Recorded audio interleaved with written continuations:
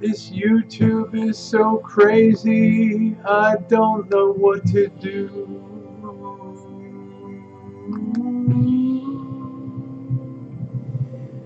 Oh my, let me get back to the channel here. Let's find the video. Good evening, everybody. Got a little bit of Christmas musical tonight. I don't think we need cinematic Tijuana. Alright, let's get this thing fixed up. I don't know what to do. There we go. Hello, everybody. I've just got to edit this for a minute. I got to make sure this information. Sing it. Oh my, Give me a second. I got to remove some stuff to highlight some stuff. Oh. Let's see. Let me just remove this. La da da da do. Da da. Okay, I got that. Now let's get the thumbnail. What a nightmare. What a nightmare. I changed cameras tonight. Let's see. I'm back on the old Logitech 920 wide angle here, which doesn't look too wide. Alright, I think we're all updated here. Okay, I think that we're probably good. Now we got to go to the watch page. Back. It's going to take me 5 minutes now. Cancel. I did push save on it. Okay. Oh, okay. Change is saved. Now go to Original Creator Studio. Skip the step. Tell them why the new one sucks. Okay, wait for that to come up. Dashboard. View channel. Go through Tijuana Cinematic Video again. And there I am. Yay. Okay. Ooh, okay, change is saved. Mute sound. Got to remember 6,000 things to do. Hello, everybody. Good evening to you. I feel like the camera's right up my nostril tonight. Hello, Jewel. How you doing, my sweetheart? 4 scores. What's going on, my Jen? Let's see you. Nocturnal Carlos. How are you? Valerie. Nice to see you. Golden State Nocturnal. There's the dancing. The Crystal Marie. You know, it takes forever to get things. It used to be so easy on the Streamlabs, and of course I can't go backwards. What's up, Johnny Watt? Get some of those welding rods, my friend. Get that nice Lincoln welder. Let's get it going on there. Good evening, Ward. How are you? I'm going to grab a beer and we'll get underway here. Let me just adjust this. It used to be so easy till I decided to let Streamlabs, go ahead and do the software update. What a disaster. Hello, Miguel. How are you, my friend? All right, let me grab this. Got a few things to talk about tonight. Going to grab a beer.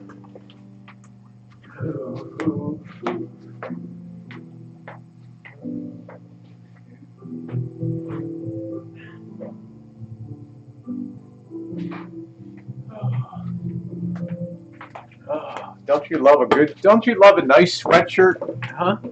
Yeah, the tree, I think it looks a little better tonight here. Trying to get the lighting adjusted a little bit. Always feel like it's kind of dark. I'm trying to get this is supposed to be a wide angle lens. Doesn't look like it. Okay, hello Icy Alaska, nice to see you. I gotta tell you, don't you like snuggling in a sweatshirt sometimes? Oh, I mean, bikinis are great, don't get me wrong, but man, sometimes you want the tatas a little wrapped up and to feel a little bit cozy. I'm doing okay, Karina. You know, I'm getting into the holiday spirit. It's hyper depressing here with the weather, I'll tell you. And the van build, you know, whenever you have a major project, and I don't care, you saw the 5-year.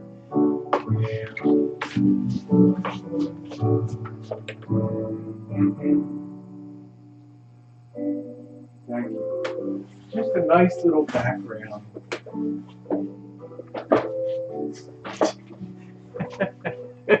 Here, roll up. I'm practicing. What do you think about the Dynaco?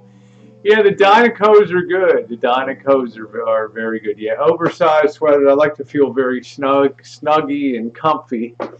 in the winter time. But the weather's so depressing, guys. It's absolutely terrible. Isn't it amazing? I have to go up to Reno to get some sunshine up into the cold. Vanville is a distraction from the overcast. It is. But you know, like every project, like when I did the renovation, you saw the 5-year. I put it up on Thanksgiving Day. It was the only video I put up that day, in the hopes that a lot of people would check that out. And you can see when about the 2/3 of the way through that project, I put my hand through the front window of the house here, the old aluminum front window, because you just get so frustrated. There's just literally no end in sight, and you're battling weather, and you need to get and pick up every piece of material.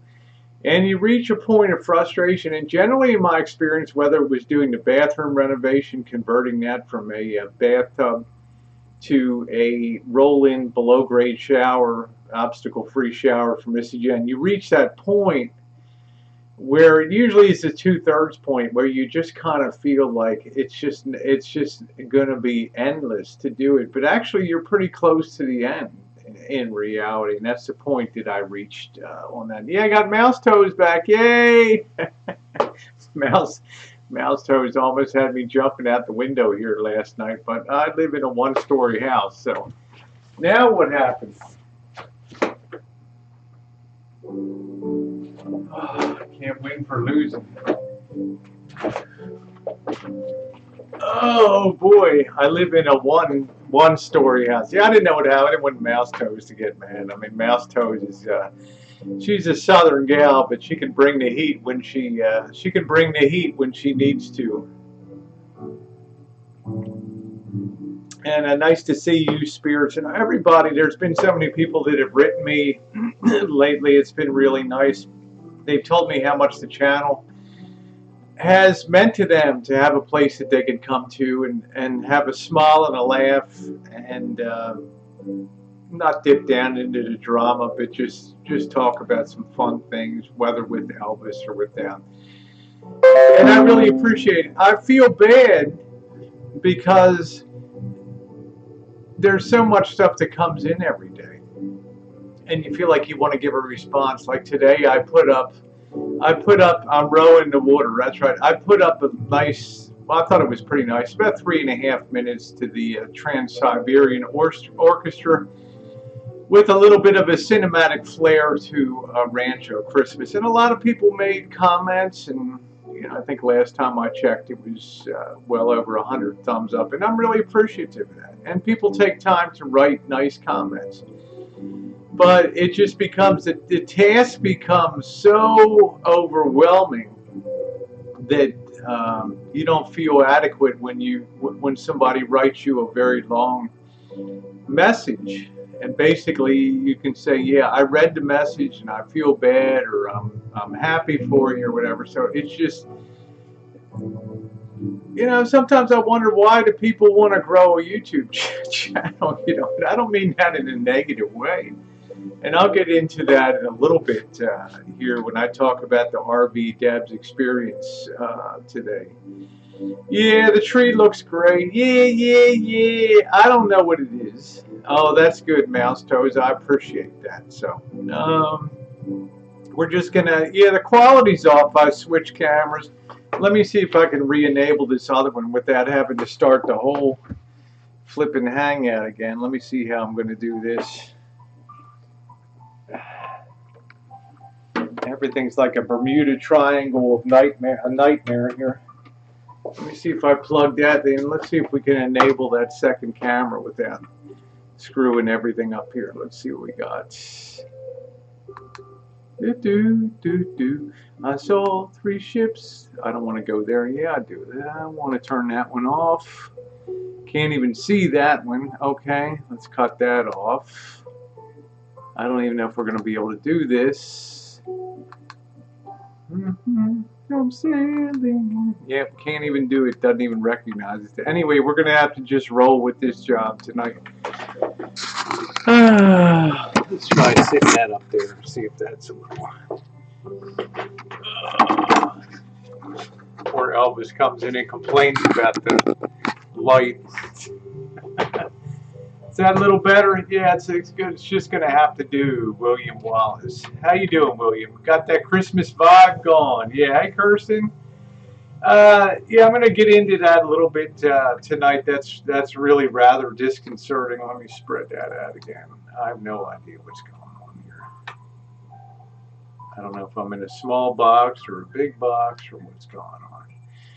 All right, I'm trying to get up to gear here tonight. Okay, it's fine. So there we go. I just switched the position a little bit.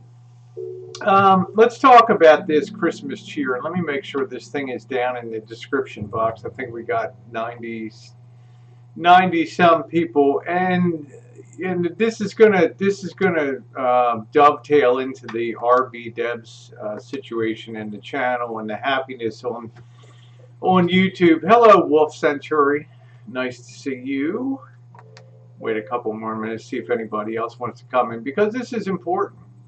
And this is something that I learned when my channel had been terminated, and many times my channel has been terminated. And I've always brought the same original channel back through sometimes a laborious appeal process that stretched in some cases 6 months, sometimes 3 months, sometimes 6 months. But I always brought the same channel back. Well, one of the lessons I learned early on is the real pain of losing the channel wasn't having to restart again. It was losing all of the thought of losing all of those videos of all those years, 2013, 14, 15, 16, 17, 18, and now 19.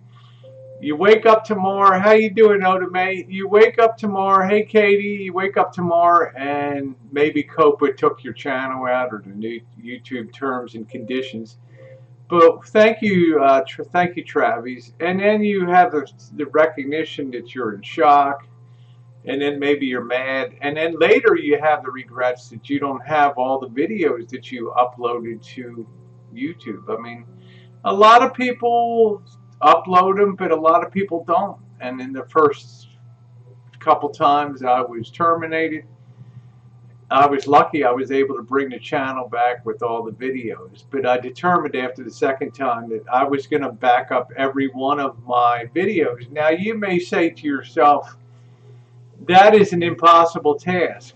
Rosie, I used to have over 10,000 videos on this channel. I think I have something like, I don't know, maybe 6,000 or something. That'd be a lot of time spent downloading those videos to save them, much less the Murphy channel to download the, I don't know, 1,500 or whatever videos are over there. It would be an enormous task. There's something like 4 terabytes of videos that I have here. I'm probably one of the biggest, hey Sherry Anna, I'm probably one of the biggest storage hogs in the history of YouTube on there. Okay, so I could be gone tomorrow, who knows?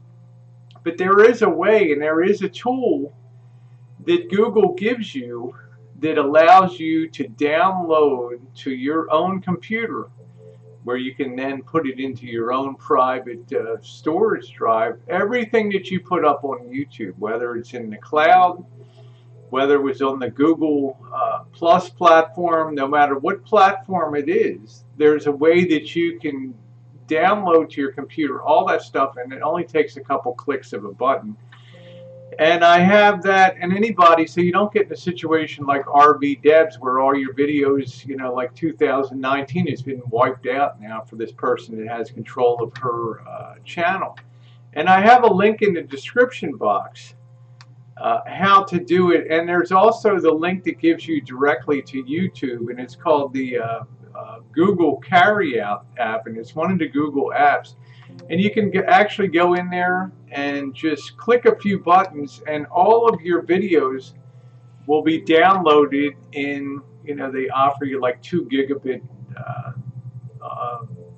sizes, and you can put them in zip files, and then you can unzip them on your computer, and you can save them all without going through the hassle of trying to go through all of your videos and push download and do that. YouTube will do all that, and it will be downloaded to you in the same format that you uploaded it. If you uploaded it in 480, it'll be 480. If you uploaded it in 720, low standard definition, it'll be the exact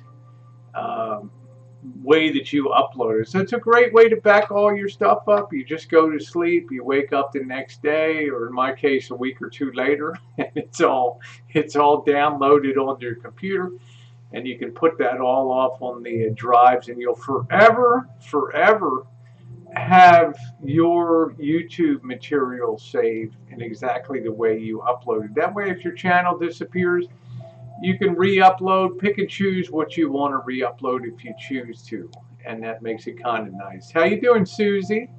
Yep, you can say hi here. So I would encourage everybody that watches this, and then the many people, you're welcome, Wolf, the many people that just click on that link, and it'll take you to Google Takeout. The Google Takeout. With a couple of clicks, you can pick which Google storage area you want to download your stuff from. There's about 20 of them. You can unclick them all and then just go down until you see YouTube and click that one, and then just click go, and it'll ask you what size bundles you want them delivered in, and it gives you a little window that shows you the progress of how many have been downloaded. And you don't have to go through the process of laboriously downloading each and every one of those videos. Now, that's not going to pertain, obviously, to those of you who don't do the content, but it's still a nice tool to have. And now you better believe I have everything backed up. Yeah, there you go. You have videos of your boyfriend. Yeah, there's Alan Gold. Alan Gold, you weren't even blocked on the channel. I saw your comments today.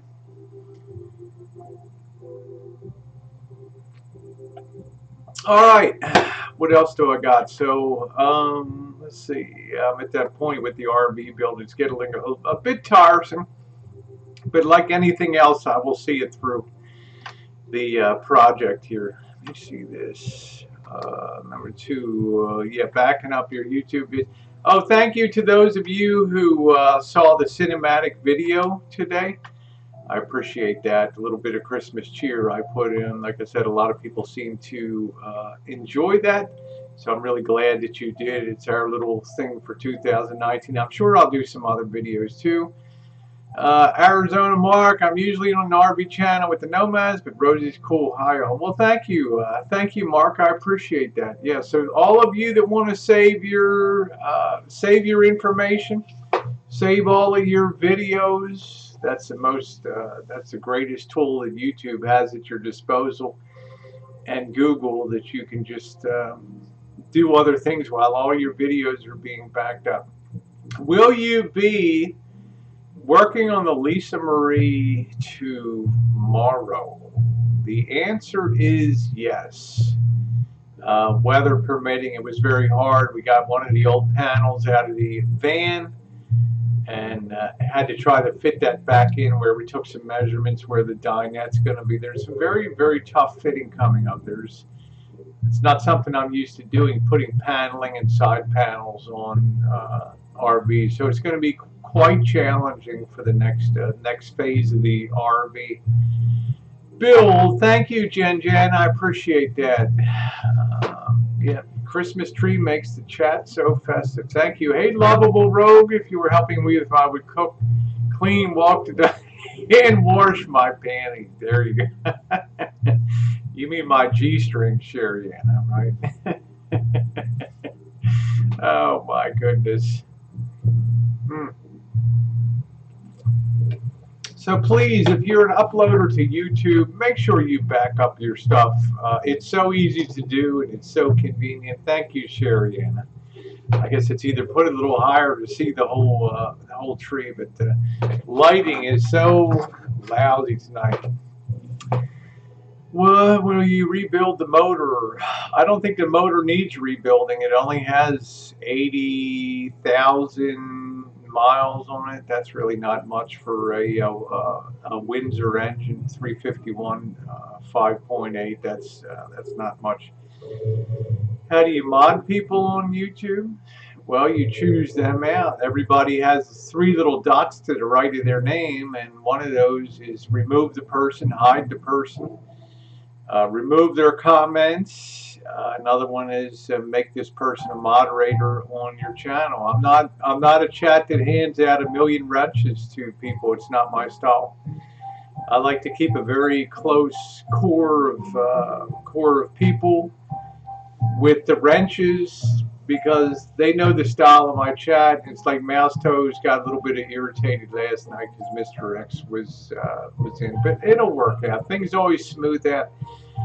The mods I have are very, very well seasoned in here, and they're used to dealing with people in chat. Some of them come from the drama community, the prepping community. They're used to some bare knuckle stuff there. So that's my thought on that. So that's how mods are. That's how, yeah, floss my string. There you go. Hey Rhonda, how are you?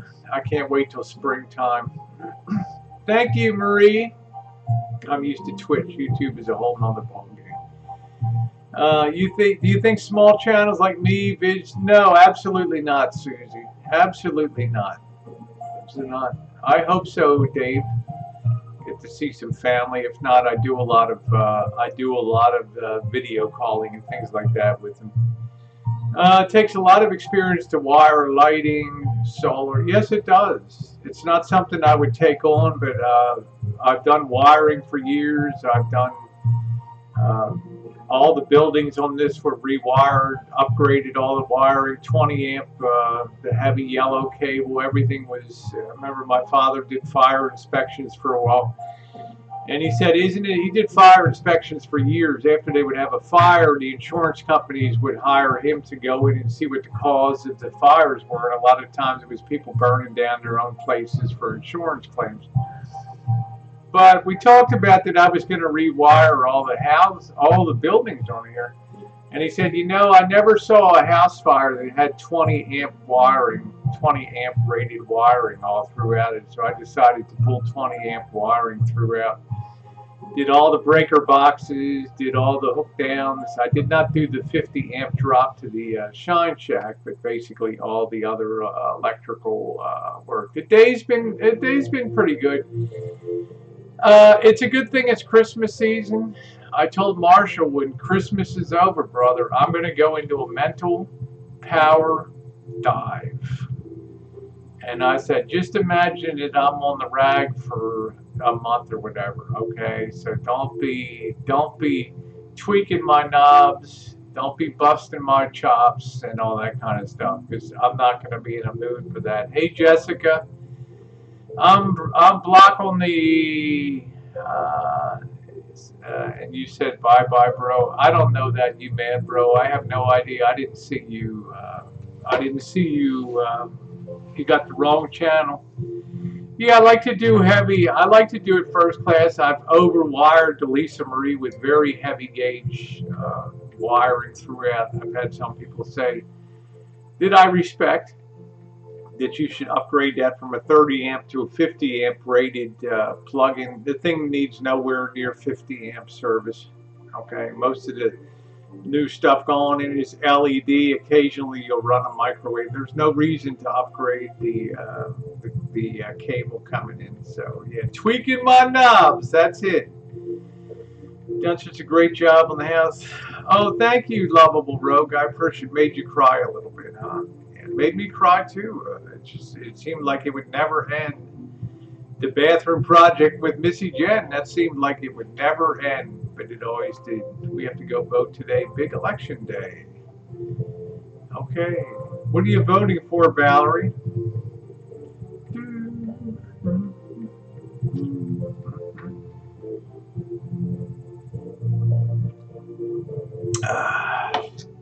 This is why I told, good night, Susie, love you, honey. This is why I told I told Marshall when he came that, you know, we need to get as much work done as possible, because when the rainy season comes, it's not going to let up. And I think now he's even shocked at just day after day after day after day. And it's really turning into a mud bowl out there. And it just, oh, the UK election tomorrow. Okay, Valerie. All right. Should be interesting to see the UK election tomorrow. You take you seriously?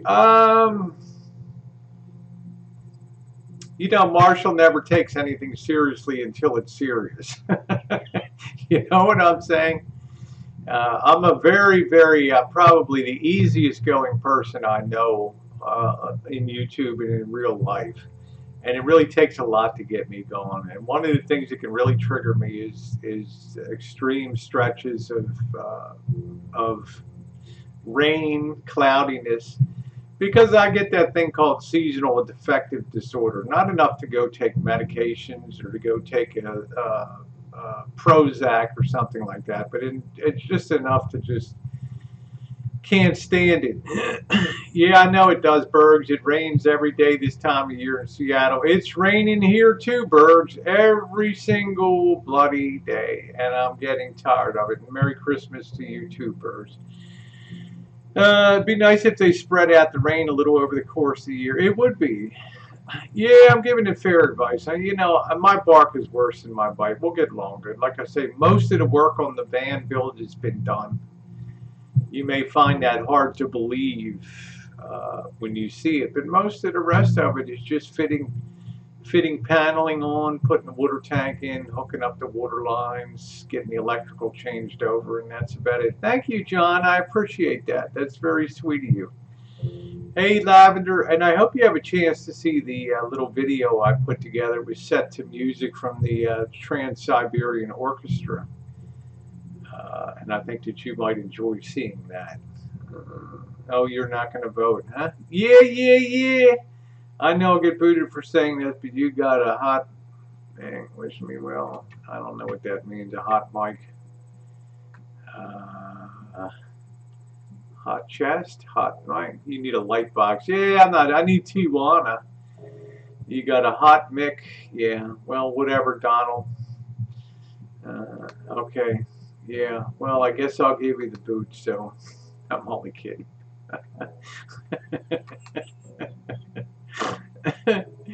I'm not gonna. I want to boot somebody so bad. I'm only kidding. Don't worry. Marshall dressing and put in some good mac and catch the spears deep in his mind. There you go. What's up? Oh, thank you, Rhonda. I appreciate it. It's something that I enjoy doing very much is renovation work. I heard you got some snow there in Baltimore. And everybody in Baltimore is celebrating the amazing Ravens and Lamar Jackson, and they all put purple light bulbs in their outdoor lights. Thank you, Jessica. How much snow did you get there? Wondering how much you got in Baltimore. Yeah, nice mugshot. Here we go again. You know, I went through this last night. Northern. I'm just curious. Can I ask you a question? I'm just curious. Oh man, what's up, Bergs? When you're staying out of trouble, why does Marsh try to be somewhat decent when you're around, but as soon as you leave the room or chat, he becomes belligerent and bullying? I don't believe he's bullying. It takes two people to be bullied, Yova. You know, I would also say people need to grow a bit of a thicker skin here when it comes to Marshall. If people don't know the way he behaves now,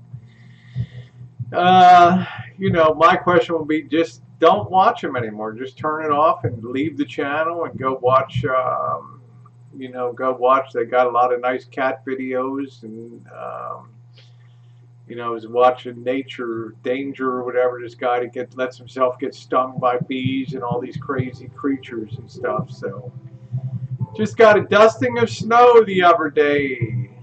Yeah, every time someone says Baltimore, I think of Hairspray. Good morning, Baltimore. I think of that lousy Baltimore accent. How you doing, hon? I was so cheerful to get away from that and put that in the rear view mirror. Who knew? Who knew it would be? Who knew it would be so popular? Yeah, I don't know. I can't tell people how to run their channel, though, Golden State. I just know that people have the option not to watch. And there was probably 8 months I never watched Marshall on a Hangout. I never watched a food review. I didn't watch anything. I was so ticked off at him I just didn't watch anything. I'd unsubbed Jen and I and just moved on. I'm cold all the time, but turn the heat and bundle up. Yes, we are all purple. There we go. Browns are going to smack Ravens. Sorry, it could very well happen, Dave. The Ravens need another beatdown. They need a beatdown to go good into the playoffs. And the Browns could be just the team to do that. Just the team to do that. Elvis can't hide in your backyard forever. He will be humble. What does that mean? He'll be humble. That room he's in is so messy. I hope it cleans after itself. I'm just curious. Yeah, Elbow Babble says people have no problem telling you how to run yours. I know. The problem is, there's a big age difference between us, and I don't have the energy that I had at 38 years old, and I'm more variety. I'm not single-mindedly focused on RVs and the RV life.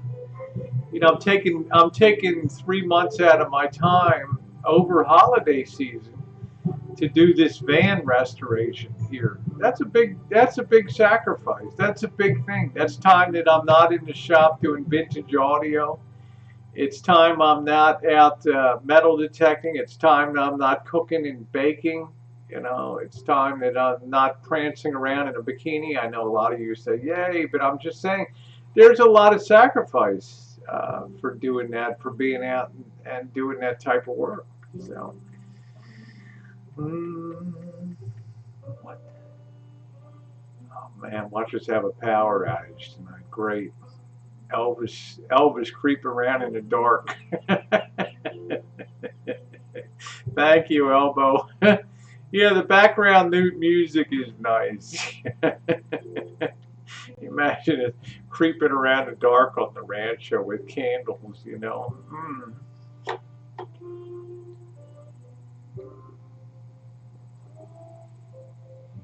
That would be pretty funny, but it's getting to the point with this rain that things are going to start happening. You're going to start having mudslides. Yeah, a lot of us have multi-interests. Yeah, Mouse Toes, we got multi-interests. So I've sacrificed a lot. I've torn up my hands. I've had raging infections, splinters, all that. Is he appreciative? Absolutely, he's appreciative, and he tells me so on a daily basis. Because we don't share things on YouTube doesn't mean it doesn't happen. He's spent money on me and bought me things. He has been appreciative of that. Yeah, helping somebody, that's important to the soul. It is, Joey. I can't determine what the future will hold, but I can always look back at myself and say, hey, I did something nice in the hopes that a little time that, Marshall spends in a family type environment and a little downtime from the usual being cooped up in a van, it might give him time to retool a little bit and all that. There is a road in Spanish Harlem. Will Elvis install an Xmas tree? Probably an X-rated one.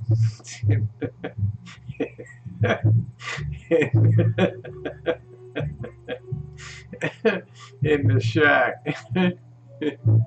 I've never heard Marshall break wind ever. I've never heard him bark.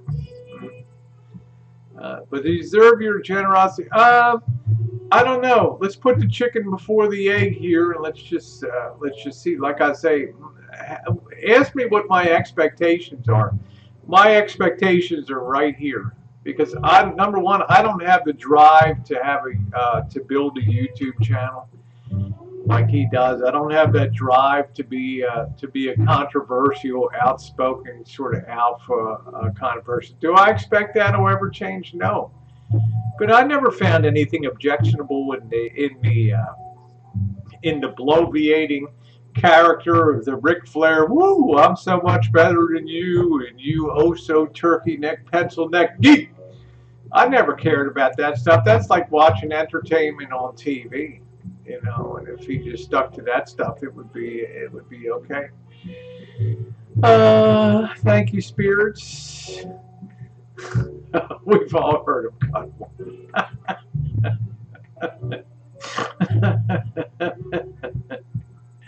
La da da do do do. Yeah, where is my mistletoe, huh?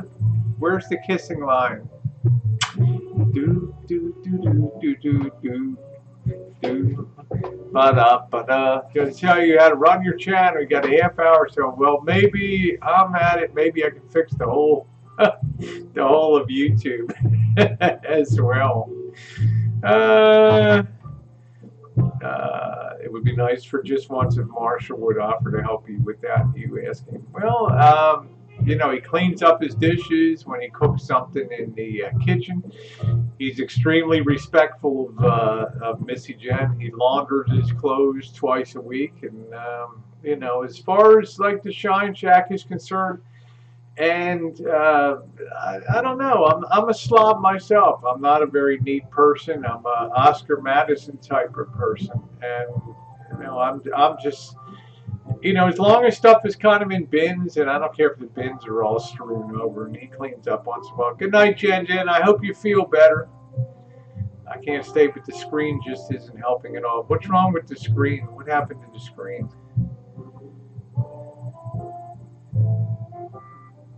What's wrong with the screen? Did some scream or screen?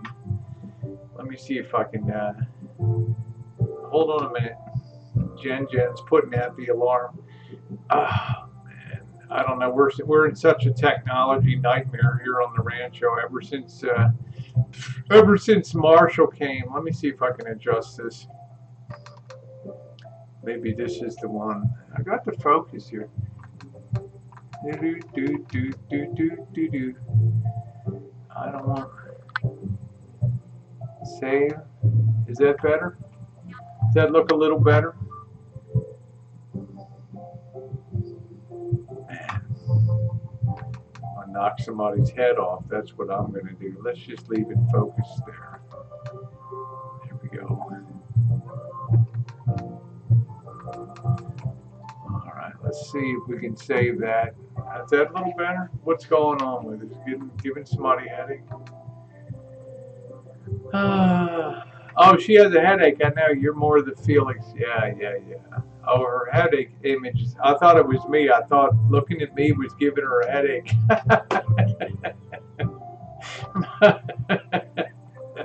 Oh, your phone. Okay, honey. I love Jen. She's too young for me, or I would ask for her hand in marriage, you know. Oh, her monitor's hurting her headache. So, I mean, that's kind of the way I feel about that. I know it upsets a lot of people, but it'll be interesting to see how Reno. It'll be interesting to see how Reno goes.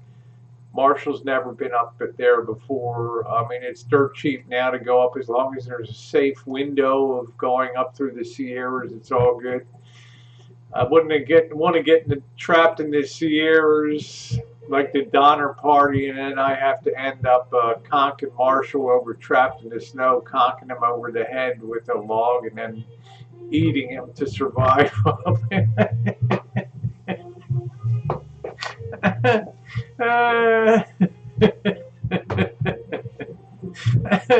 Just like the Donner Party, trapped in the snow.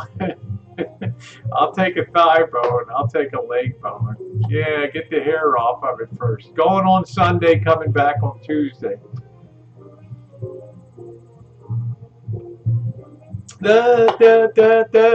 So the weather looks pretty good. The weather looks pretty good. I know. Ooh, I gotta eat.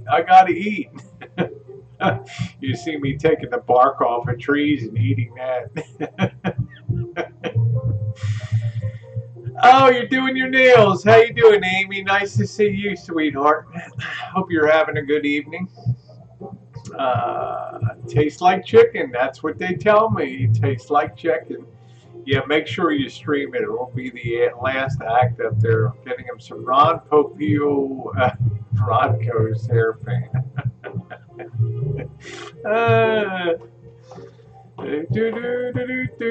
Looked in on you at Marshall's channel when you were rolling. Yeah, I mean, he loves to tell me what I should do on my channel, which I don't really care about. I'm going to do what I want to do on my channel. You'll eat a million snow cones before I do that. You can get pretty hungry up there, Brooke. You know that Iraqi on the hoof could look pretty good.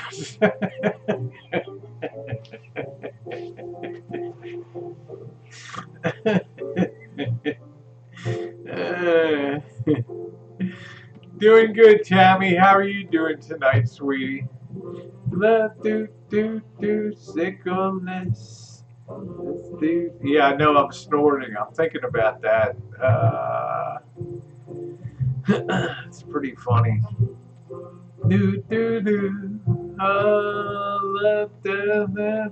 Yeah.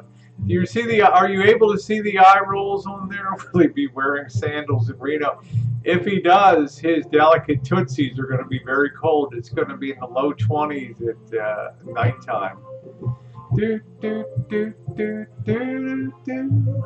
La da da da da do. Ba-da-ba-boo. There you go, Tammy. You're a blessing, honey. You're not blessed. You are a blessing, too. How you doing, Molly?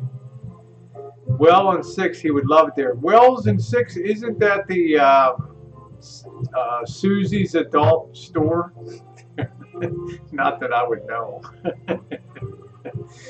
I think my old fleshlight came out of there. I don't know. Do.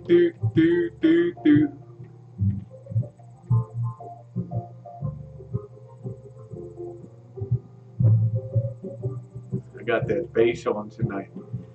We're glad to have you here. Glad to have you here, Tammy. Do. Oh, thank you, Star Walker Blue. Thank you. Your eyes are very expressive. There we go. Baltimore Clippers fight song. I'm good, Wendy. I'm going to do that for you tomorrow as a special treat.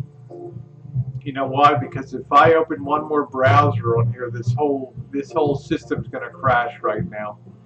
I'm just hanging by a thread. Score. Guarantee you tomorrow morning. It's going to be the dedicated Wendy Johnson Morning Festival. We're going to make that an annual tradition, right? Now, Saturday is the boss's birthday. Okay. Janet's boss's birthday is on Saturday, so that's a big day too. So that will basically end the run of December birthdays, which have been phenomenal in number. We could do the foxtrot. That's it. Better water the tree. Cute, Janet. So, yeah, we'll do that tomorrow. We'd call that the Wendy Johnson. So remind me if I don't do that, the Wendy Johnson one tomorrow. Ooh, I got plenty of water in the tree. What's up, Coach? How you doing? Yeah, I don't know how the boss. I don't know if the boss is going to be. He's young. I don't know, 55 or 56, something like that this year. Janet's friggin' ancient. Yeah, Jen had the headache. Yeah, she loved the tree. She absolutely loved it. I've had some epic birthday parties with the boss. One time I went over there, and we went to Bobby took me over. We drove over, and I guess it was back in 2000, maybe 2013, December, and we went to see The Hobbit, part 2 of The Hobbit, and then we went to Red Robin for dinner. And hey, Deb, I haven't even gotten to that yet, Deb. I'm going to get to that. And welcome to you, RVDebs. I can't stand to see you upset, honey. I had to turn off your hangout tonight. You know, I couldn't take it anymore. We went to Red Robin, and seeing Janet have a disgusting sunny side up egg on top of her hamburger just set off a chain reaction of nausea. we got back to the house, and I told them, look, I've got to get, you know, they were going to have the birthday cake and all that. I said, you can stuff the birthday cake. I'm out of here, man. I feel nauseated. I feel sick.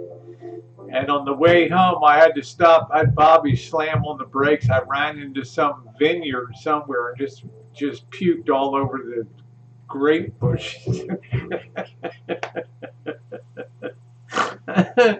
The Cobra John says, not that it matters any. All my opinion, Marshall is not what's good for business. Well, the mistake you're making, Cobra John, is you think I'm out for business, and that's where your biggest mistake lies. And you don't really know me that well. At my age of 61 years old, I've run my race. And best for business for me is things that I decide for myself. You could be with the crew that never wants to let go, never wants to give people a chance to move forward in life. That's never been my nature. It never will be my nature. So I go to bed at night, I feel pretty good about myself. Yeah, the egg on the burger was just absolutely sickening to me. And it just put me over the edge. I don't know, I might have had a little touch of a stomach intestinal thing. But I just blew chunks all over that vineyard, man. I feel sorry for the next year's harvest that got that little particular. What's up, Rory? They got that particular jag of those grapes. All right, I'll be back in a couple minutes, guys, and then I'm going to get into the main event. I want to talk about the RVDebs situation here.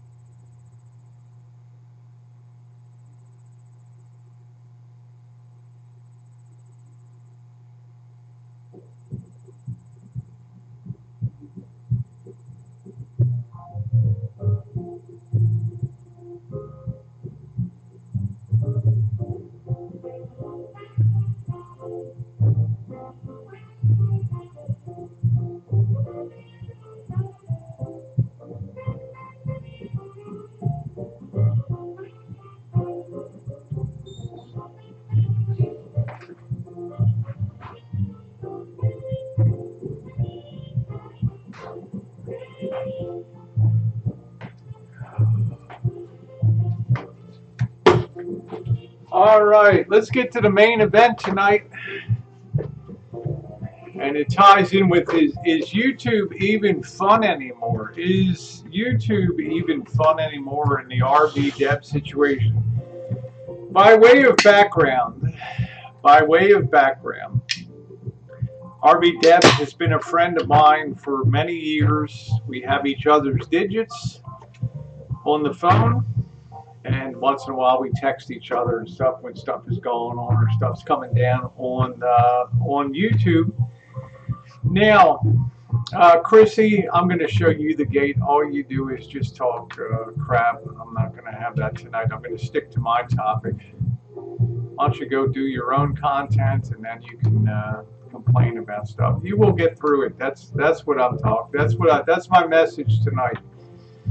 that I want to share with you is this.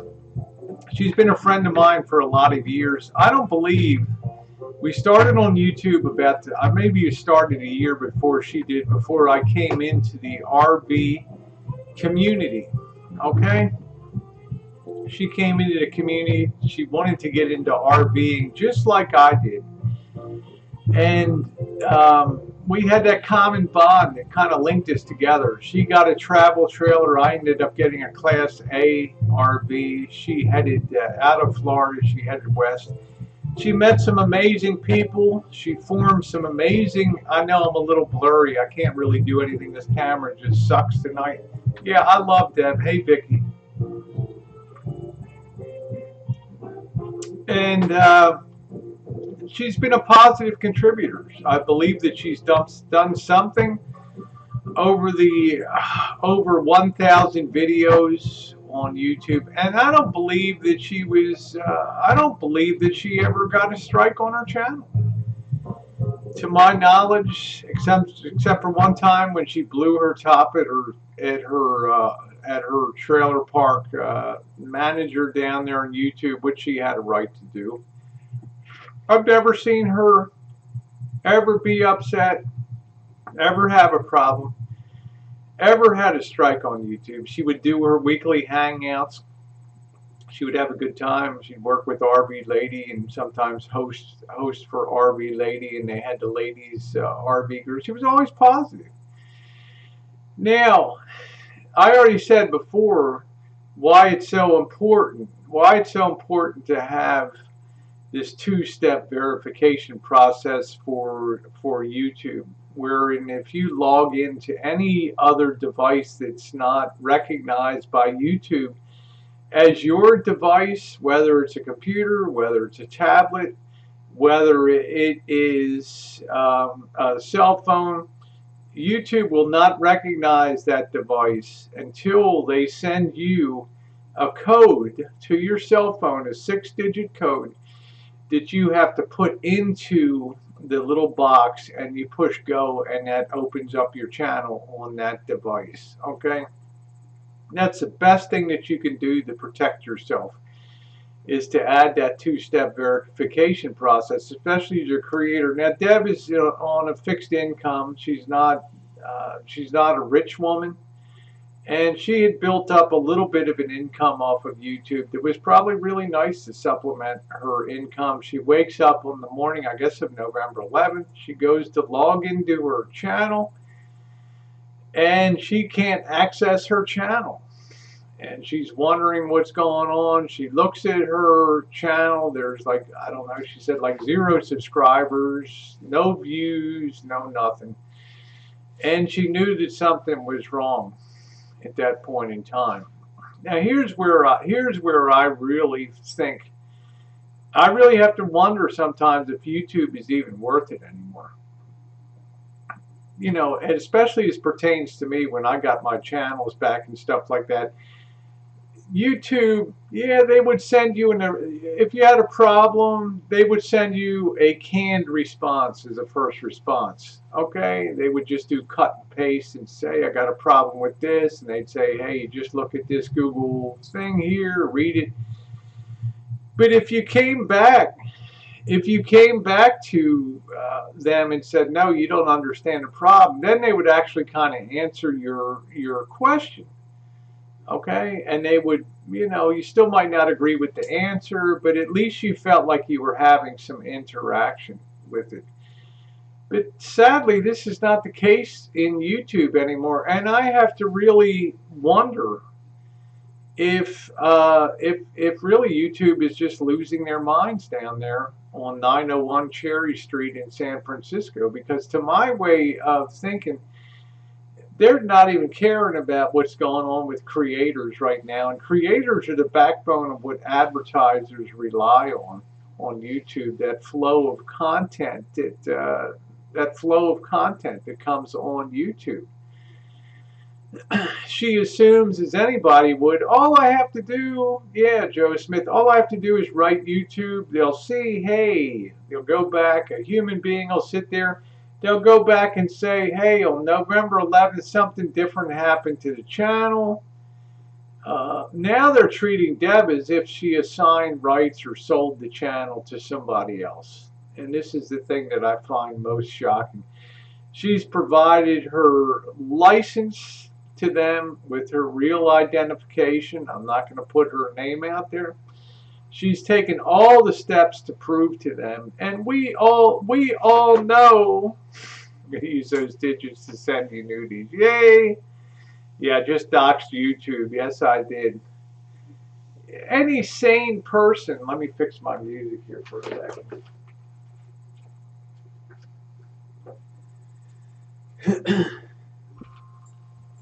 Anybody with a half a brain, a human being of nominal intelligence, could sit there and look at RVDebs' channel, okay, and look at this wild break that occurred on November 11th.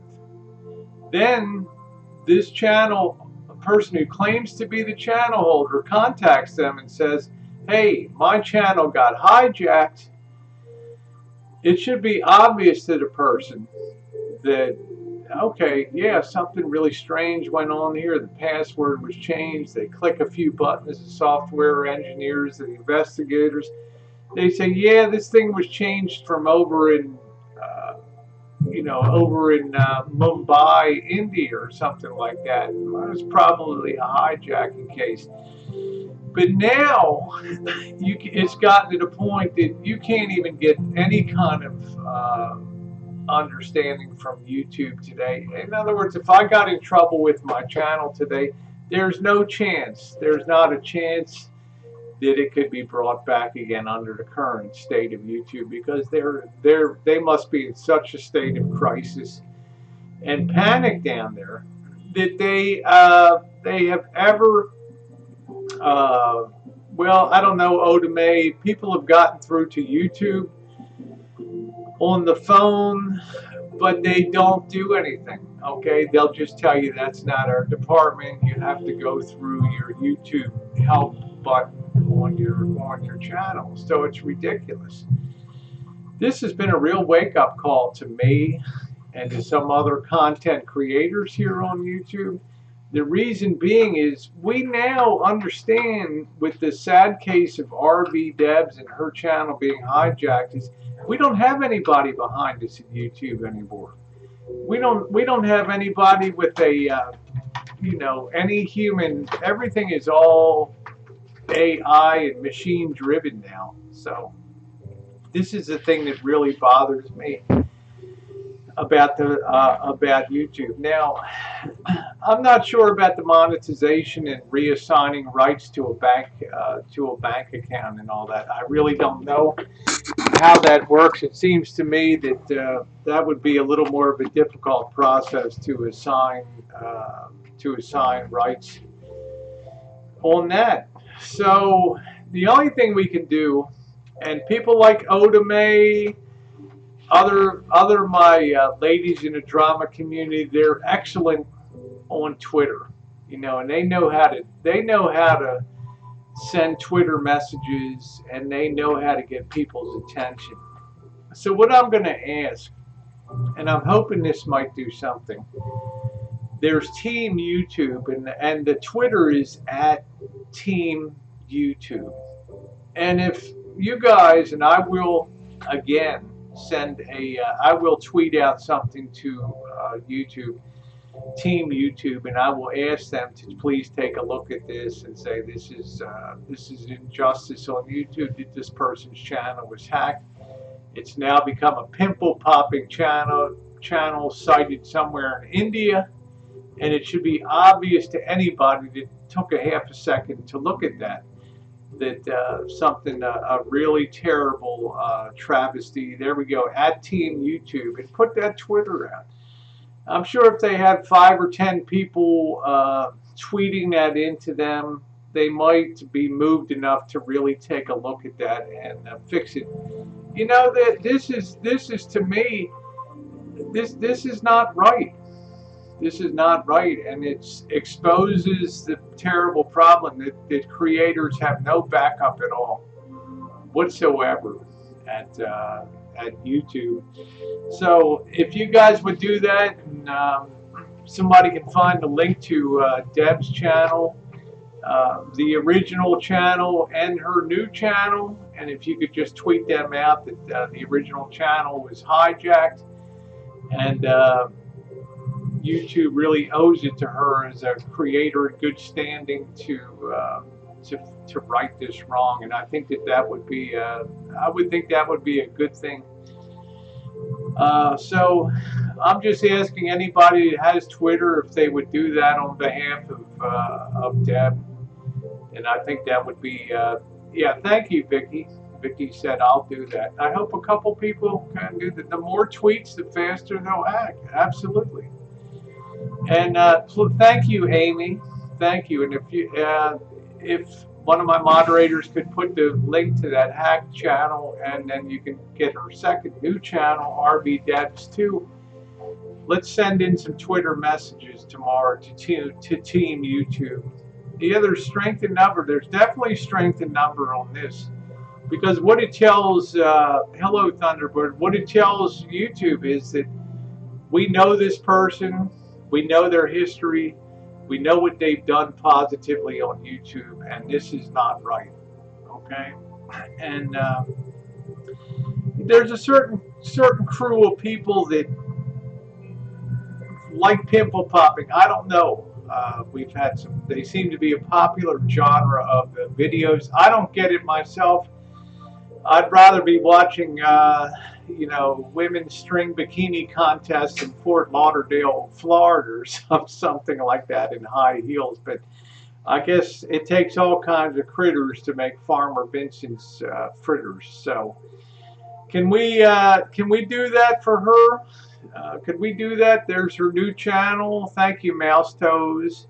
And her old channel, the RVDebs, and it's now called Dr. Reddy. Dr. Reddy's Lab or something like that. I'm nothing, Deb. I'm the biggest jerk on YouTube, okay? But I as a friend of mine, we're going to do our best to make sure that you have a happy holiday season. Okay, you can't find her old one. It's Deb, I'm going to give you a temporary wrench here. RVDebs Journey 2. Could you go ahead and post a link to your hijacked channel here? Just copy and paste that link, and you can put that in there. That's the one that we need to. Thank you, Matronista. I know you will too, honey. And we're just going to put, they're gross. I unsubbed. I have to be honest, I unsubbed the old one too. I don't want to see that in my feed. And I've subbed to her new one. Obviously, we saw her. I was so upset watching Marshall and I were so upset tonight watching her hangout. Kind of sad. Yeah. It was sad, and I mean, even Marshall logged on and said, "At least I got to say hi to Deb and all that." There's the old one. Thank you very much. Okay, so we got the old one there. So that's the channel that was hacked. The old one. Yeah, the. Well, Deborah Langley, it is what it is tonight. I'm just barely getting by on the camera here and all that. Okay, so I don't need to have Deb with that right now. She doesn't need to worry about it. So we got the link to the old one. I'm going to go ahead and do that tomorrow too. And let's step up the pressure. Yeah, they changed their name. It was RVDebs, and we know. We could tell them on November 11th the big break occurred and the channel was hijacked. You can't tell me that they can't fix that on YouTube. They can block people, they can delete channels, they can do anything. So I think that's important that we, yeah, please sub up her new channel, RVDeb2. Yeah, Deb said thanks, Elvis. So you're welcome. Yeah. Sub up RVDebs Journey 2. She's trying to get to 1,000 videos. She sustained a loss of income. She had a really nicely growing channel, and she minded her own business and did her own thing. So Rosie, from your perspective of the situation with RVDebs, What, and if you could just explain it real quick, what can she do as a content creator to contact YouTube, and what can people do as a mass of people to contact them to let them know it's been hijacked? What do they need to do? The thing RVDebs needs to do is to join us on Twitter tomorrow, and she needs to tweet herself with the information. My channel was hijacked. You put the channel link in on November 11th. November 11th, okay. I've written, I'm frustrated. It's unjust. It's unjust. Unjust, yeah. And I want YouTube to fix this. And more people that do it. The more people that do it, the more attention there will be given to it. Okay. And that's what Deb can do tomorrow. And that's right. Once the recovery email gets changed, they can't do much without a fight, but they can trace it back, and they can see the origins. They can see the origins of that transition on that day when the password was changed. Now, I know that for a fact that YouTube is able to go in there and address that. They cannot just blow Debs off and say, well, tough beans. But I did also tell you guys early tonight how to download all of your videos on channel at one time from YouTube and put that. It's called at Team YouTube. Okay? At Team YouTube. There we go. There it is. At Team YouTube on there.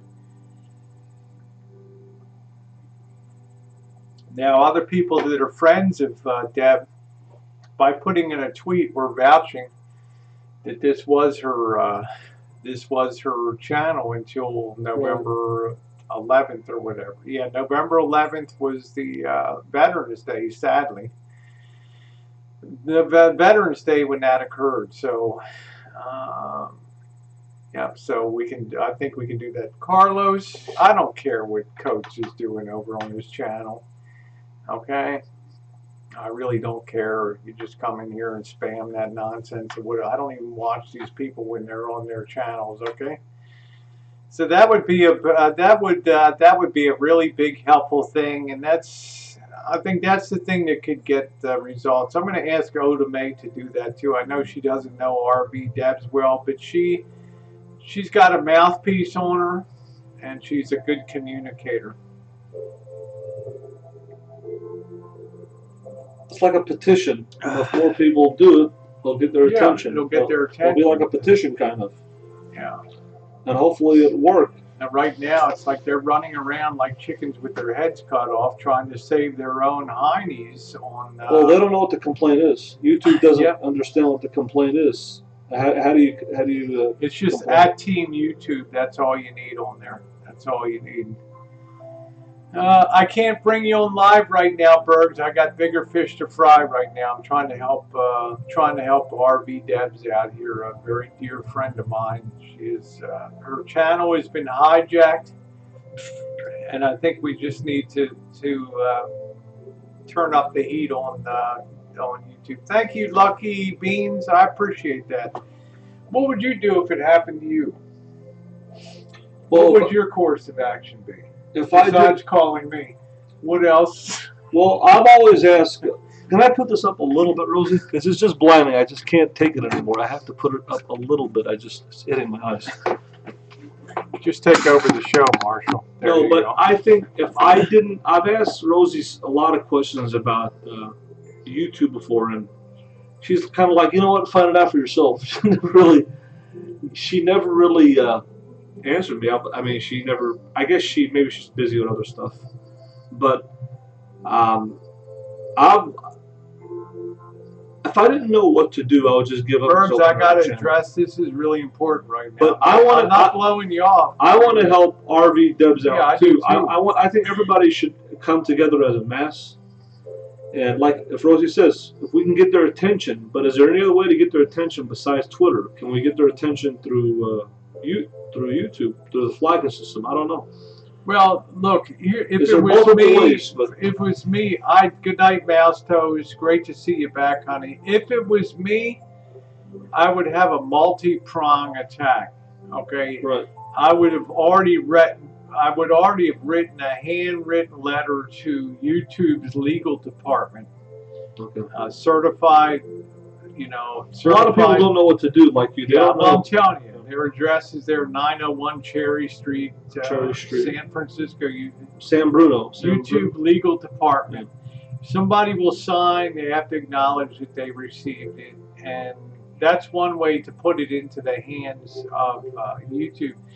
The second way, which really helped me a lot when I got my channel back, I wrote to the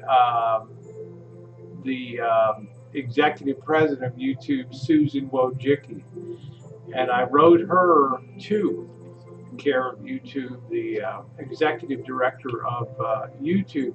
Now these letters, I'm telling you, they don't just get tucked into the trash can, okay?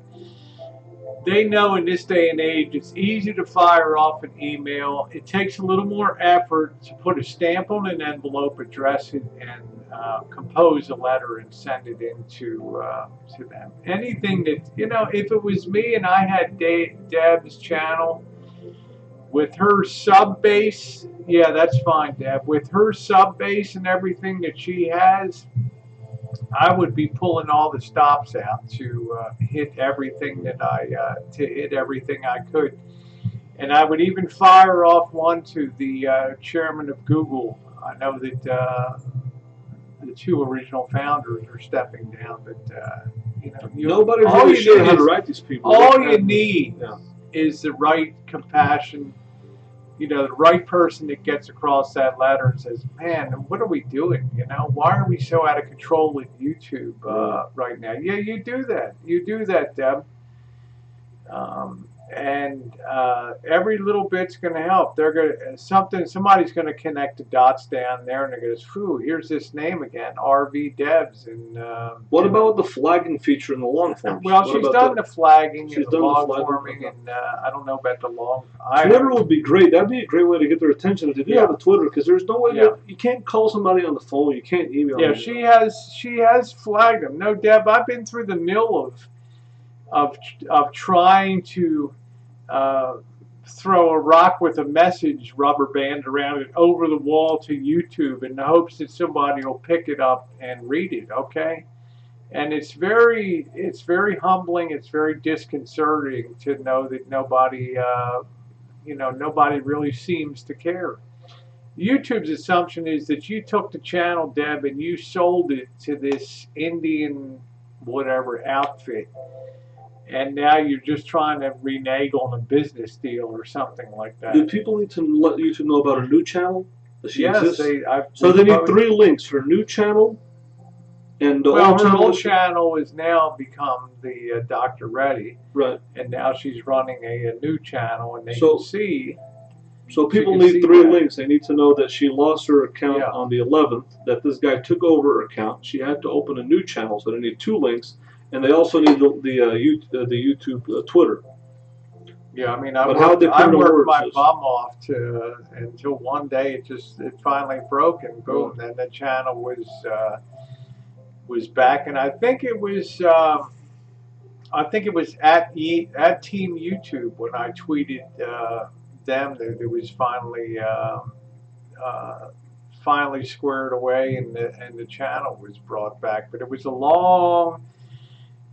long process. So if you guys could do that on behalf of PJ's got a really apparently they're professional hackers that are already monetized, then sell them to high-profile, high-paying buyers. That actually sounds pretty realistic. Yeah. Yeah, RVDeb. That's why you got to step it up to a real letter. You know, and just express your frustration that you're just getting an automated system. You're not even getting the decency of a human interaction. Right. You're getting a cut and paste reply. Right. Now, I'm not going to write the letters for you, but I can tell you that that's what I would say. Is your frustration is incredible. You've been on YouTube since 2014, right? And you've been a member in good standing, never a strike. Inexplicably, the channel was hijacked, and YouTube has done nothing besides generate computer replies to you, Right. and taken no active steps to recover. Meanwhile, there's damage being done to the channel. They removed 2019's. Good night, Mark. This is actually pretty historic in our community. This is the first time that this has ever happened. It'd be interesting to see what will happen here. This is very historic in the community. This is actually scary because it can happen to anybody. It can happen to any of us. The two-step verification process, unless they actually put those digits into their phone, it's not going to unlock their device. Yeah, one question. That two-step verification process is only going to send those digits to my phone. Now they can try to crack that 6-digit number. Did she have it on her account? That's what I wanted to ask her. She did not. She did not. She did not. I've encouraged, as she has told everybody to do that. Okay, so that's I'm not going to I'm running my own show here. I don't come onto your show and tell you how to run it. I have a friend of mine that's very frustrated here tonight, and I'm trying to just focus my attention on her. This will be really interesting to see what happens. Maybe if enough people, she has a lot of people who watch her over the years, I think. Yeah. Well, what we need is somebody with a wit of intelligence to just look at the break that occurred on the 10th and then moving forward. Right. And see the injustice of that. Yep. And save all of your communication. Can she somehow take legal action and sue this individual? Sue them and actually take some sort of legal action? The problem is you don't know the mechanics of how the transfer was done. Right. You can't go to Dr. Reddy, whatever, and she's already found this is a big conglomerate in India. Okay, in the middle and in the subcontinent there. You know, it's a thriving big organization. But that might not be who's controlling the channel. It might be somebody else. That's what I'm saying. That's exactly what I'm saying. I think she needs to contact. I think she needs to contact an attorney. Why not get a consultation, free consultation, from an attorney who specializes in this kind of stuff? Come to your wedding with Oda. There's got to be some people who specialize in this type of law, right? Number one, YouTube says YouTube's contracts and terms of service say basically we can do anything we want at any time. Exactly. And there's nothing that you can do about it. But they didn't do it though. Somebody else did it. Somebody else. Okay. Yeah, I hope it works out too. So I'm going to tweet that tomorrow to YouTube. No, the picture's a little fuzzy tonight. There's nothing that I can really do about it tonight. I'm on a different camera. Rosie, I can't switch midstream on Streamlabs and consider. Can you explain to everybody what two-step verification is and get people on? Yeah, when you sign up for two-step verification, let's say you're traveling or something like that, and you're not on your usual device. Maybe you're on a tablet laptop, or somebody else's computer, and you go to log into your account. You're not going to be able to log into your account on your channel on YouTube unless you allow YouTube to send you a 6-digit code. Right. And when you put that 6-digit code in, then it unlocks the computer. I'll send it to your phone or your email. Phone, your email, you can do it. And unless it comes to you, there's no way that they're going to open that. They recognize it. And if the person's trying to hack your account, you get messages saying, hey, this person attempted to log into your account from Indiana, Pennsylvania, or whatever. Was this you? And you say, no, it wasn't me. They're like, thank you. We're glad we've taken steps to... Why didn't she get that message? Because she didn't have two-step verification? She did not have two-step verification on that. It is abuse. It has affected the quality of life. It's destroyed her well-being and the sense of security that YouTube gave her, that she could actually communicate with a human being. Right. She is a YouTube partner. She should have, hey Patricia, she should have higher standing than I'm not a YouTube partner on my channel. So, the fact that she has access to them is, yeah. So it's thank you very much. I think Google AdSense has a customer service number that you can call. Google AdSense. Yeah, you get an email asking if you just tried to log into your account. We know that real life. You're the 10th person that's told me, and I don't just refresh your connection. I don't think the sound is bad at all. I mean, Yeah, your microphone was kind the of. fact that she has access to that is microphone's fine. Yeah. All right. All right. Let me turn that down a little bit. Yeah, that's fine. So, you get an email. I'm not anything now. Oh, I don't know what that means, Deb. I remember when Holly's channel got terminated, how upset she was, and I told her, just keep plugging away, honey. Now she has more subs now than she had when her original channel went down. How you doing, Sandy? So if it happened to you, RV said he has her money. Actually, just put your phone number in the account. Sandy will ask if you don't say that. Yeah, it'll be okay. Thank you, Deb. I appreciate that, honey. And us gals got to stick together. So that's what I'm going to do tomorrow. If you guys would please do that. Thank you very much, Patricia. If you guys would do that for Deb tomorrow, I think that it might bust something. I don't want to see her. Can you imagine the horror of sitting there and watching your years take away? Like, what's going to happen next? 2018 is going to go? Right. You know? I mean, it's absolutely ridiculous. Thank you, Donna. I wonder what people that this happened to people. What's the result? Well, I just think the there's so many ladies in my, and 80% of the women, 80% of the people watch me are women on the channel now. And a lot of these they're excellent at being on Twitter and other things. And if they could just do this, I don't ever ask people to do anything on the channel, but this would be something that would be very helpful, I think, in terms of trying to move it. Because Deb's obviously frustrated. You entered this process with YouTube. Your hopes are high. That's why I said, is YouTube even fun anymore?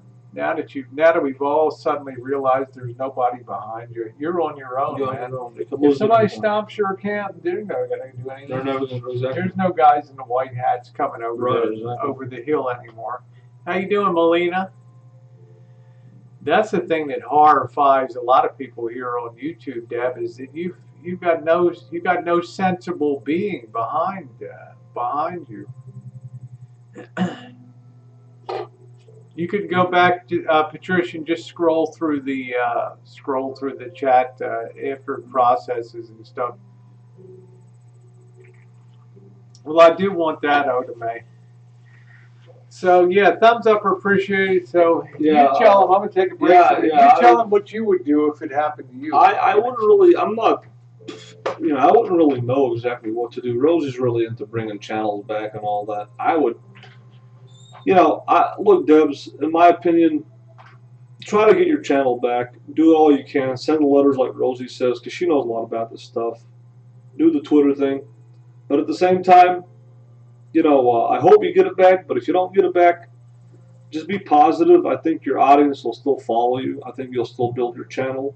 You got people that are diehard fans that will still follow you and find you.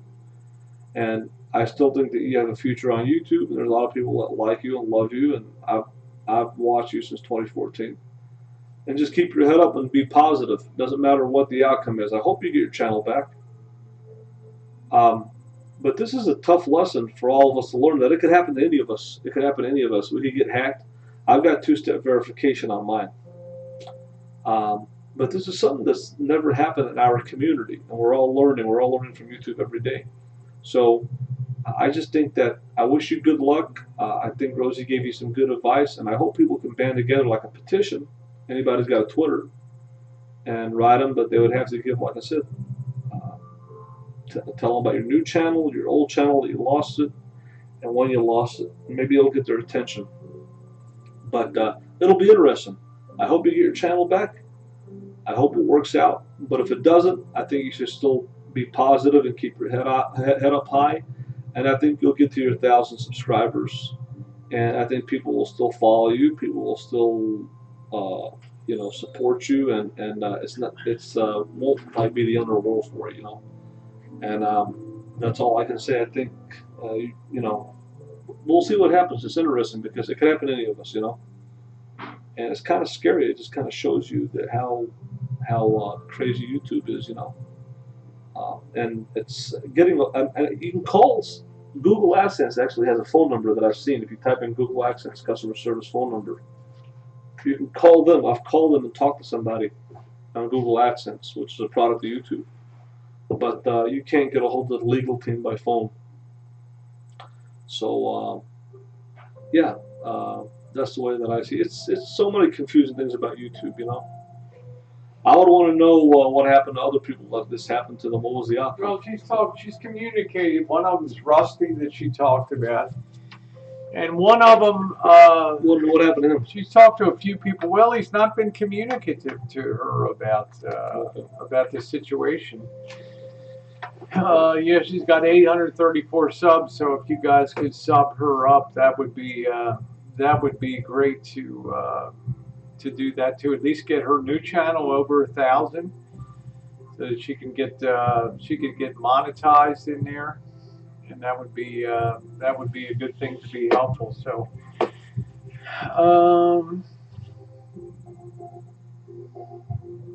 so the other question that I had for Jeb was, if they took over your channel, now what's happened to your AdSense? Have they taken over her AdSense? Are they routing her AdSense money to their bank account, or are you still getting an AdSense check? Nobody's really asked her that, or I don't think she even said that on her channel. Yeah, I don't know if they can get in there and because that's linked to your bank account. Yeah, it's actually linked to your bank account. How would they get in there? Yeah, they would have to go into your AdSense and change it up. But I don't think she's. Well, they might be able to go into their channel settings and redirect their banking information. You have to log into AdSense to change the bank account. It's done through outside of YouTube. Yeah. But what happened to your AdSense? Do you still have it? Or? Yeah, no problem there. But it's the least that we can do for friends. Yeah, I'll be putting my tweet out. Don't worry. I have found them sometimes. I've found sometimes that they're responsible, Team YouTube, but it seems lately that they've kind of pulled into their shell a little bit now. I just think that they're fighting so many brush fires. Okay, your AdSense is still yours, but there's no earnings. So they switch the AdSense flow, I guess, on the channel settings. So okay, if she has AdSense to that channel, she can call. AdSense has a customer service phone number. You can call AdSense and say, "Look." Well, what's AdSense? AdSense is going to say, "Look, we got a properly transmitted directive for us to change this banking information." Right. Now, what is AdSense? AdSense can think, well, she sold the channel. People do sell their channels sometimes and redirect their I did see an AdSense customer Now, if you're at AdSense, that's not the place to fight it, because they're only following what the channel holder, the legal, at this point, they believe the legal channel holder. Yeah, I mean, there's technical errors all over the place. I've said for almost a month and a half now that I got a warning strike on a playlist that doesn't even exist. And it's been almost 6 weeks. Nobody's gotten back. At least AdSense, it was all AI, artificial intelligence. You can call them and try to get some kind of answer. They do have a number that you can call them at and see what they tell you. I mean, what, Google? AdSense, yeah. No, AdSense is not the place to do it. Okay. I mean, I know they got a phone number. It's not 10 cents per 10,000 views. It's anywhere from $1. If you get premium, it's anywhere from $1 to $5 per 1,000 views. So that's wrong, Prince. No, it's not 10 cents per 10,000 views. It's not 10 cents. I don't know where you got that information from. That's totally incorrect. The money that you make on YouTube is minutes watched and views. The more minutes watched you have and views, and the more engagement, ups and downs, thumbs up, the more money you make on the video. I can make more money on a video with fewer views but more and get more thumbs up. So, but we'll see what happens. Hopefully, wish her the best. But Can you imagine how screwed creators be when they scrub all the dead subs? Well, they've already did that. They do that twice a year. They go, that scrubbing was already done about a month ago. So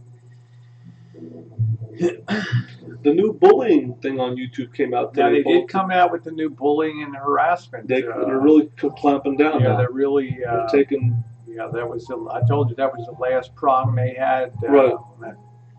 Yeah, 1 million views because Missy Jen had a 1 million view video. It was worth about $6,000. So.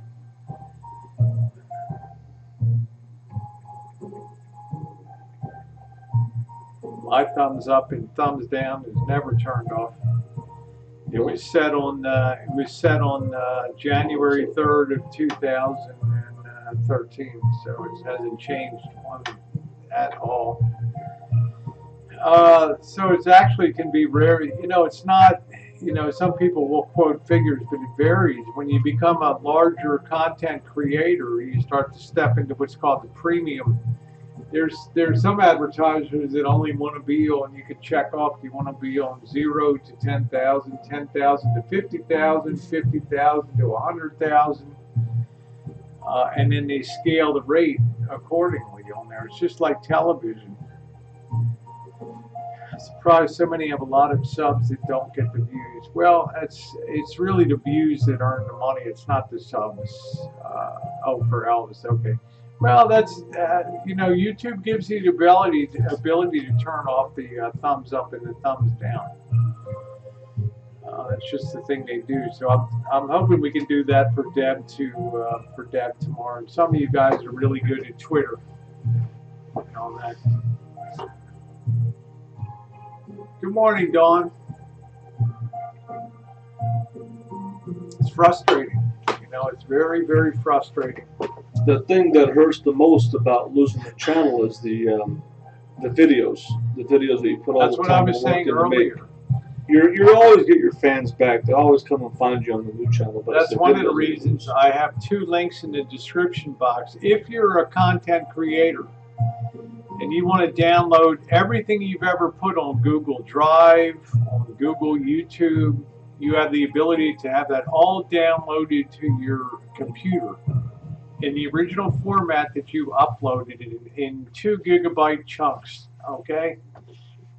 And they'll do that automatically. I have 2 links down below. One gives you the link on where to go on your Google to get that, and number 2 is about a minute and 30-second video that tells you how to do it.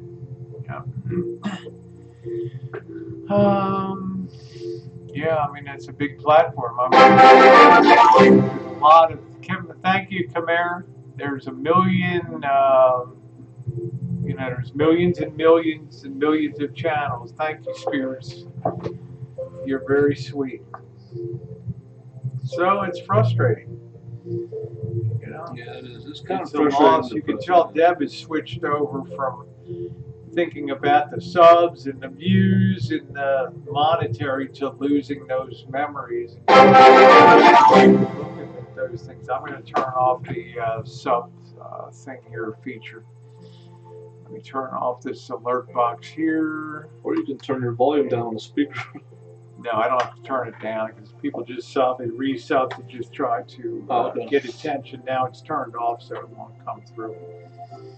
Yep. Yeah, you're very. Thank you.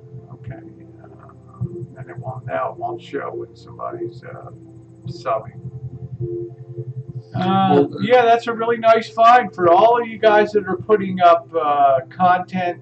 Google does give you the ability to download all of your videos and to save them on your own device. So if something ever does happen to your channel, at least you'll have your videos, and then you can re-upload those videos. What's going on, Four Scores? How you doing? Hey, how you doing, Trish?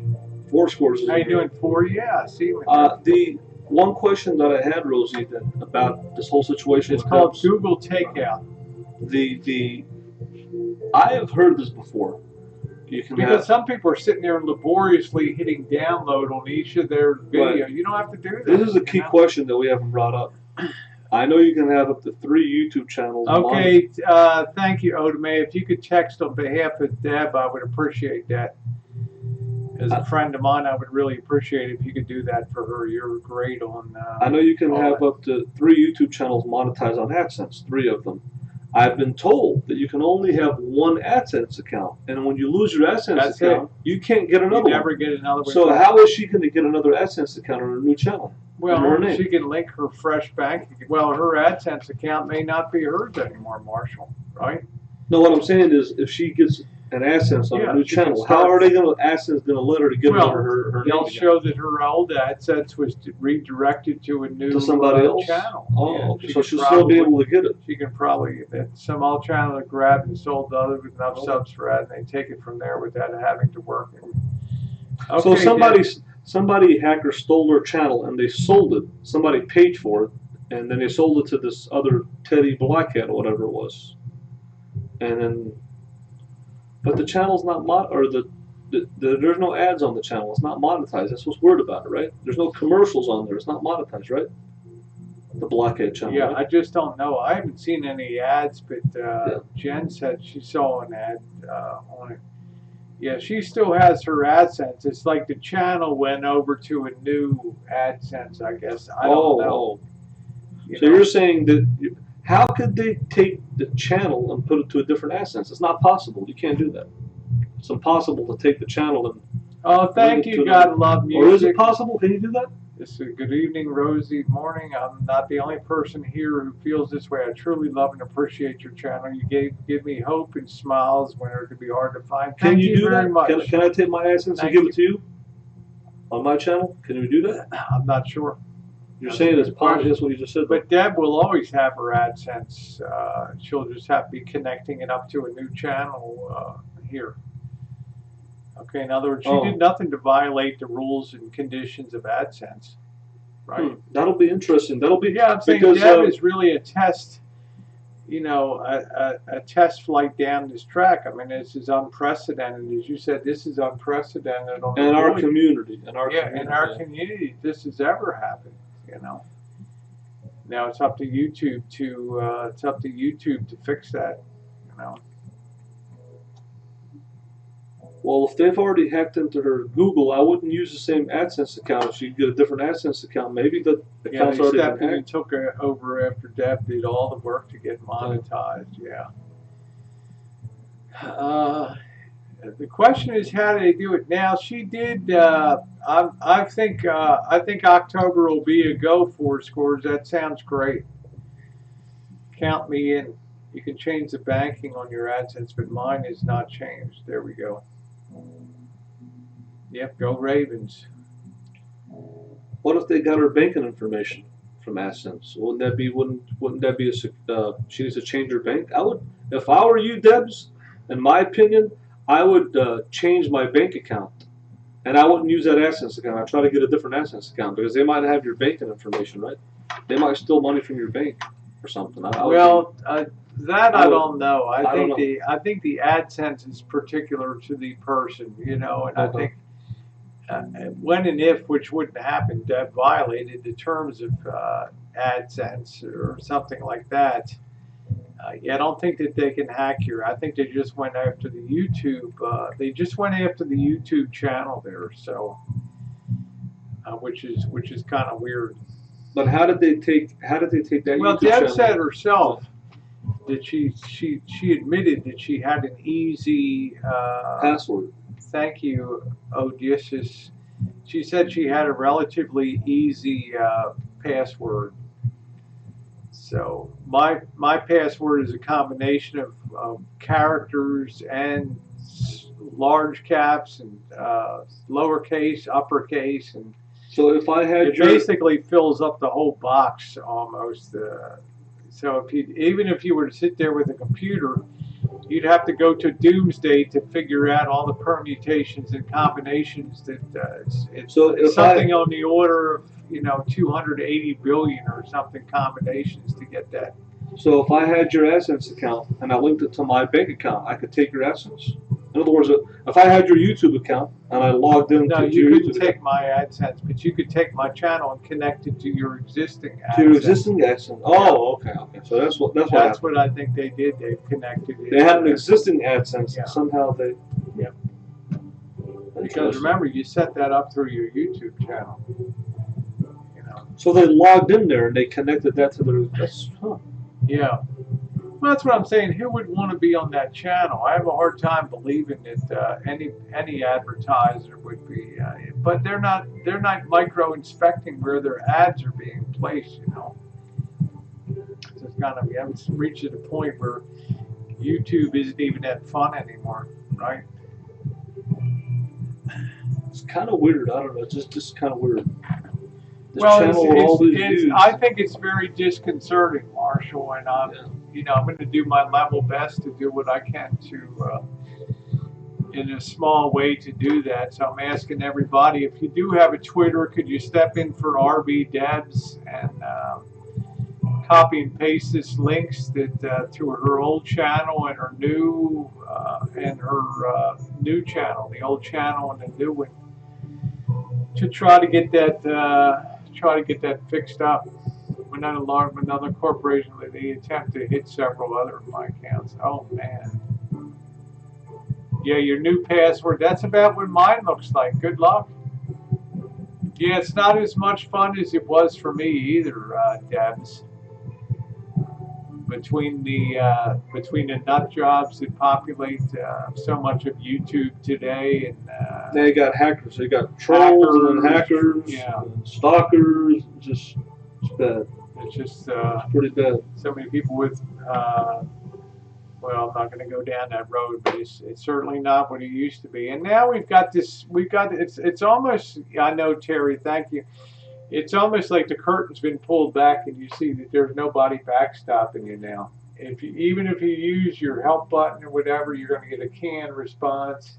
It's just and nothing's going to happen. Yeah, I'm using an alternate camera tonight, Terry. The only thing I've been successful in as far as flagging is copyright infringement. Privacy, sometimes you get them a strike, sometimes you don't. That's like 20%. They're just not. YouTube is not. I think they're just swamped right now with complaints. A million issues. Yeah, they're just. I just think that they're running scared. The FTC's got them under the microscope, and they're just shoveling content creators into the flames. They don't even care. It's not important to, you know. In other words, like you, they're thinking, what's best for business? Just shovel these people away and be done with it. You know.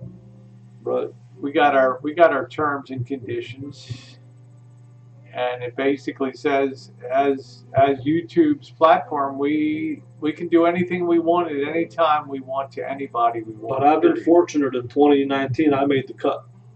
They didn't touch me. And if they didn't touch me in 19, they're not going to touch me in 2020. I wonder who's going to make the cut for 2020. Some troll. Let's see. Deb said some troll tonight that probably fake this to have drama. That's not a troll that took over your channel. Yeah, I thought that was pretty sad, Deb. I saw a lot of people trolling you on your chat tonight on this. You know, people making dumb comments. I made pudding for the first time tonight. All that. If you were only getting 200-300 views as a video, it'd be like a troll hijacked your account. There's like thousands of views. Hey, Fireball, thank you. This is a professional hacker. Somebody in yeah, IT. Well, Oda May, do me that favor and tweet that for RVDebs, okay? You got a mouthpiece on you. You know what, Rosie? I thought I saw it all on YouTube until this happened to RVDebs. Hey, Sugarcane. This is something that came out of left field. This came out of the blue. I never thought anything was going to happen. Her world was totally rocked. And you know what? It's been a month. It's been a bloody month that this happened. And she's still. What a time of year at Christmas, Hanukkah season, and all this crap to come down. They did create this mess. They did create this mess. Absolutely.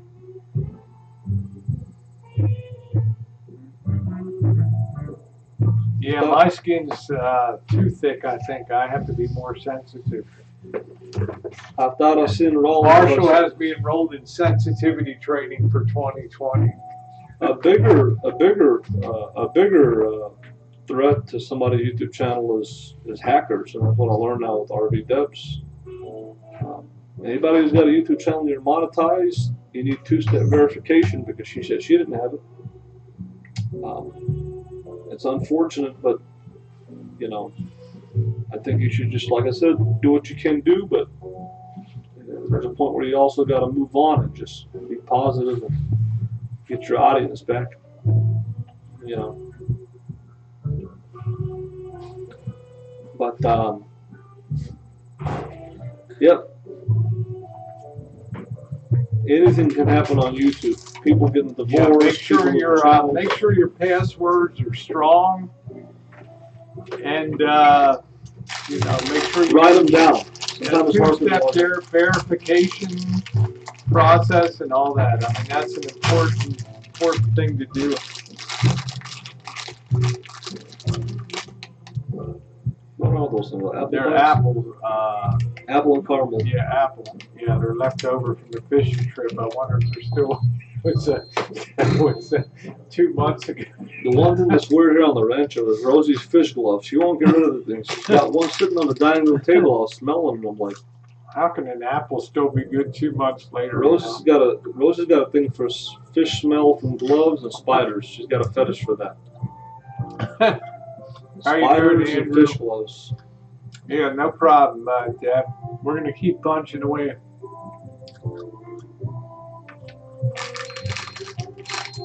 I left the door open.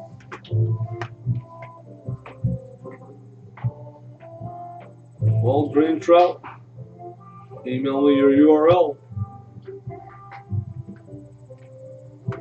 Yeah, that's the easiest way to unblock people. If you send your URL, it makes it a lot easier to unblock people. If I have to search for you, some people have pretty common YouTube, and you have to go forever and ever and ever.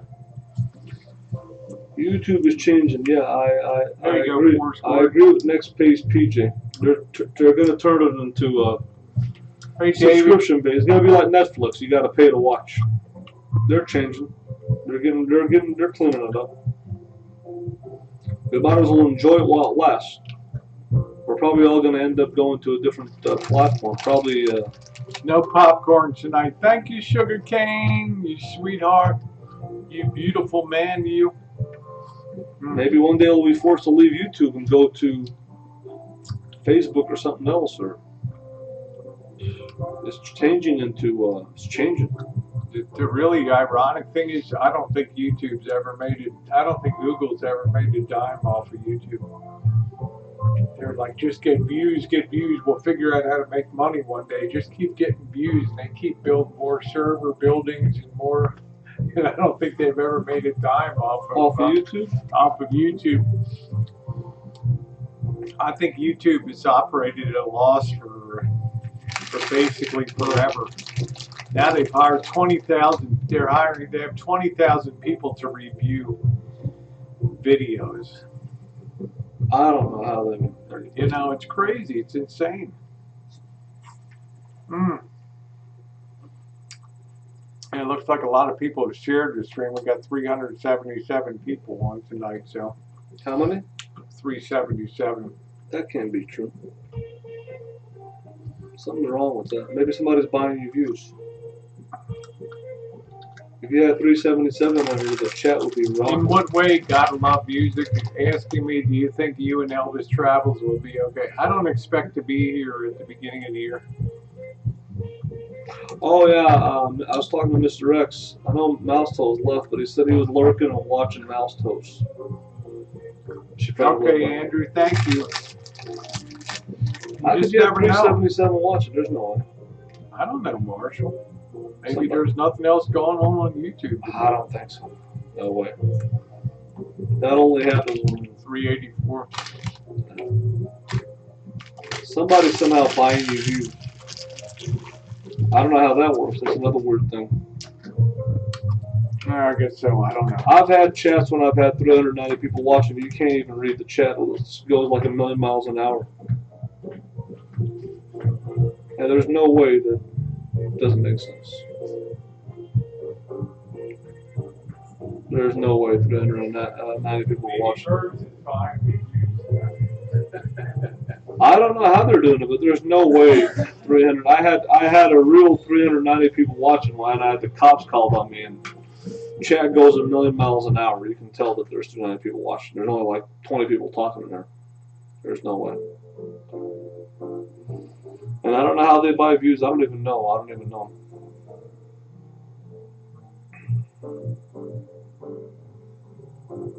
But RVDebs,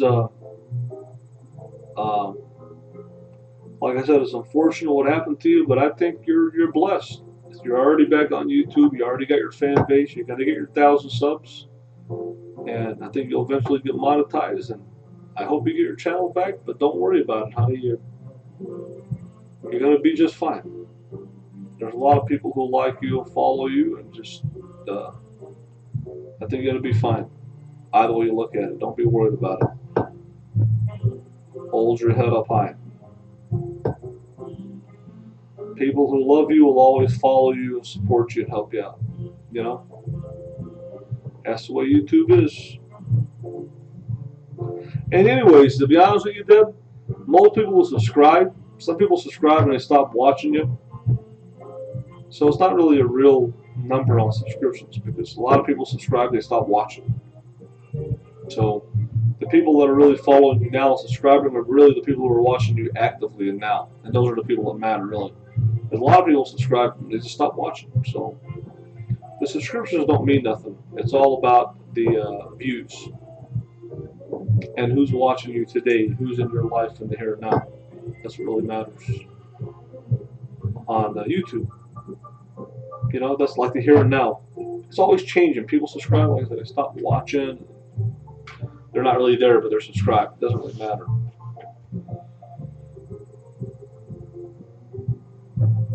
So it's all about the here and now.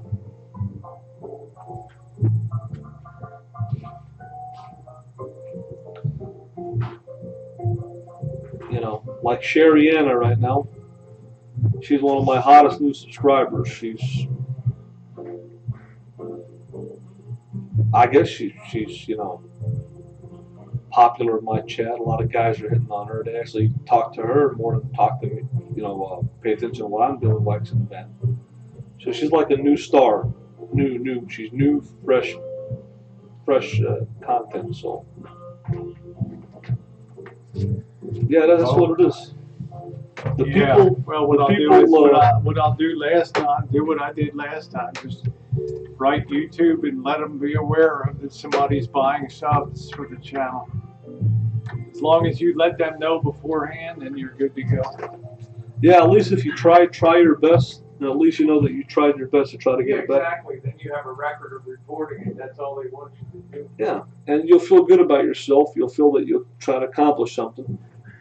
At least you can feel known that you tried, you know, your best. But that's what I say. Proactive is always better than reactive, you know.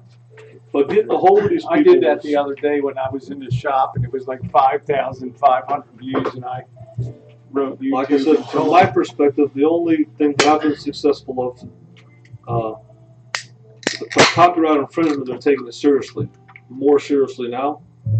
And privacy, I was able to get a few strikes on people. But this is a whole different thing. Yeah. So, well, it's been the trend lately on YouTube is people buying views for. I don't know how to do it, but there's no way to 400 people are going to watch it. I don't believe that at all. Yeah, when it goes over 300, then I know it's like people are buying your the game's afoot. Yeah. Oh, thank you, Jacqueline. I appreciate that. How many fake viewers are in there? 407. It's probably Vinny buying you views. No, I don't think Vinny was. I don't think Vinny would drop money on Bergs is too cheap. I don't think he'd buy anything of that. Oh boy. You need my beer, huh? Well, this happened when I was in the shop, and then after the hangout was over, I just reported it to YouTube. I don't even know how to work with people buying people views.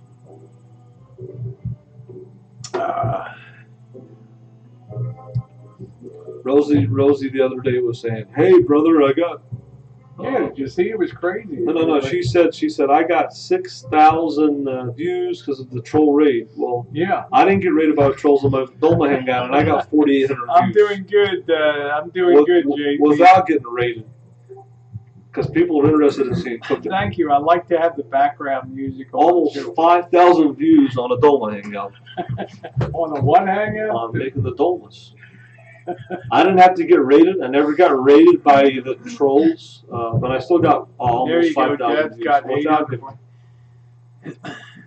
Well, that was a lot. You do like 4, 6, 7, 8 hours now on some of your streams.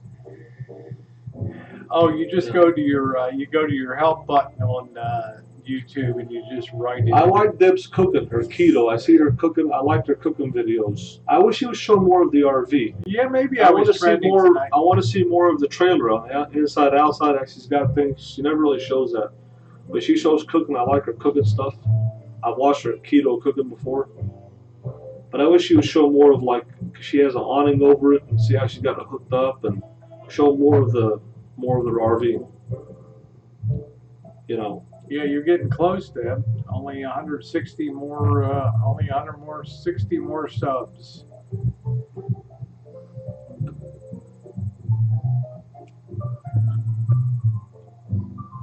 Sherry Anna's an RVer, so she could sub up to RVDebs. I think she's got an RV. Yep, let's sub up RVDebs Journey 2 right there in the side chat. Yeah. It's nice to see somebody from the original group, our group of YouTube from the RV community, pop up like RVDebs, and you know. Yeah, it's 441 viewers when it's on low quality audio and video feed. You need 4,000 hours to get monetized.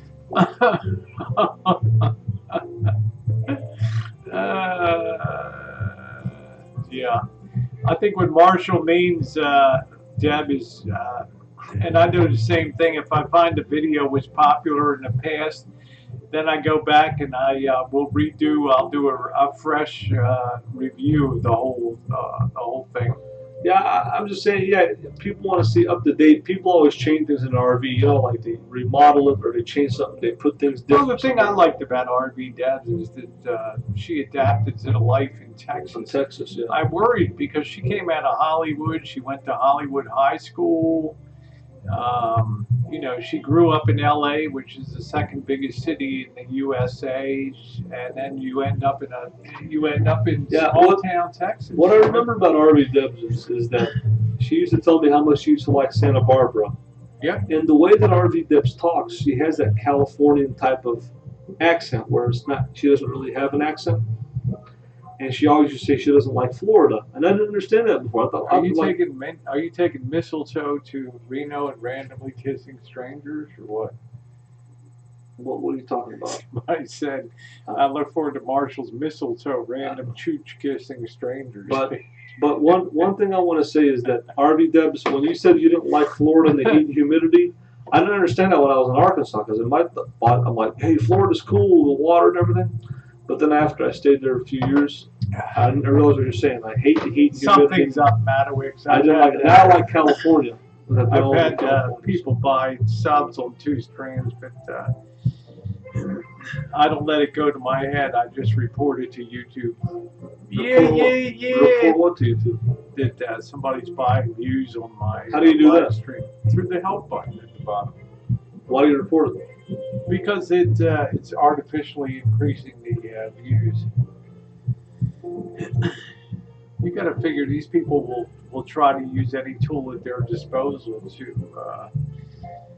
to cause mayhem. As long as you front run it with YouTube, you're good. That way you have, like you said, you have the record of having reported it before it ever shows up in their system. So, because it's against their policy, I guess. But I don't know how to. But, yeah, there you go. Juice says, I like RVDebs because she smokes weed and paints. There you go. I've never seen her smoke weed. I've seen her cook. But she loves Santa Barbara. She said, I love Santa Barbara. I don't like the heat and humidity in Florida. And I understand where she's coming from. I hate the heat and humidity in Florida. I love California. I love San Diego, Debs. My favorite place in California now is El Cajon, California, San Diego, and Tijuana. How you doing, Shag? Yeah, there's Blog. I wrapped my Rocky with butyl tape tonight. There. And I remember RVDebs like saying, "I want to go back and move to Santa Barbara." Tell Logs that butyl tape is like the bomb when it comes to sealing. Oh yeah, leaks. what is he talking about? His Marshall's rig is dry as can be now. Nothing. Absolutely dry. I've fought all those leaks back. Now we can hang up. Panels without having to worry about them getting destroyed. Well, whenever you have stuff on the top, like the Max Air fan, I'm not worried about the top. It's the sides that concern me. But the tops also, when you seal stuff on the top, you put the butyl tape down and you put the die-core on the top, and then you got a double layer. Right. Die-core is great. I know Rosie doesn't think it's a big deal, but no, but it's not good for where you need flex. That's the problem. Die-core hardens. Okay. Yep, may have a leak. You're using that butyl tape. There you go. I'm not really near Santa Ynez. Not really near that area. Chilos, California, right? Mount Shasta. Well, she's a California girl. Is she born here? I believe that she was born and I think raised she was in born in California. Yes. She went to Hollywood High School.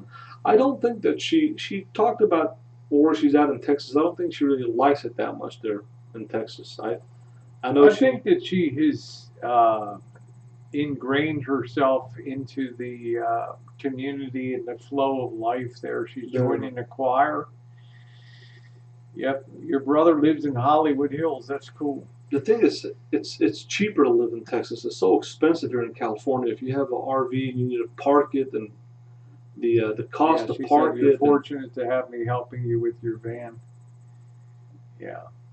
Yeah, RVDebs, you should watch the build. It's going to be great. It's going to look nice. If you're watching it, you should really watch what we're doing with it. It's going to be awesome. I am fortunate. But I'm going to have a dinette like you.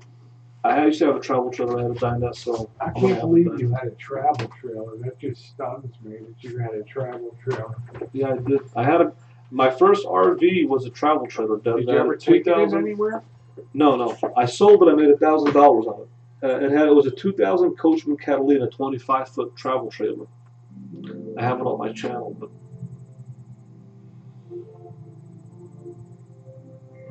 Yeah, I'm not much on El Cajon. Oh, you were taken Buffalo, New York.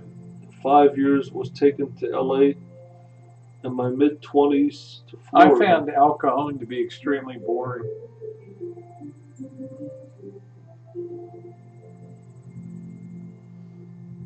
I mean, when you can be in San Diego or Pacific Beach and you're on the beach, man, that's really living the life down there.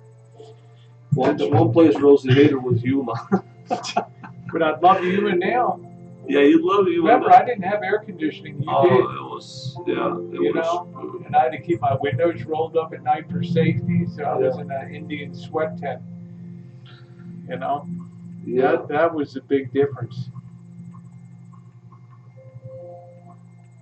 Okay, take care, Joe Smith. Take care, sweetie. Love you. Good night, Molly.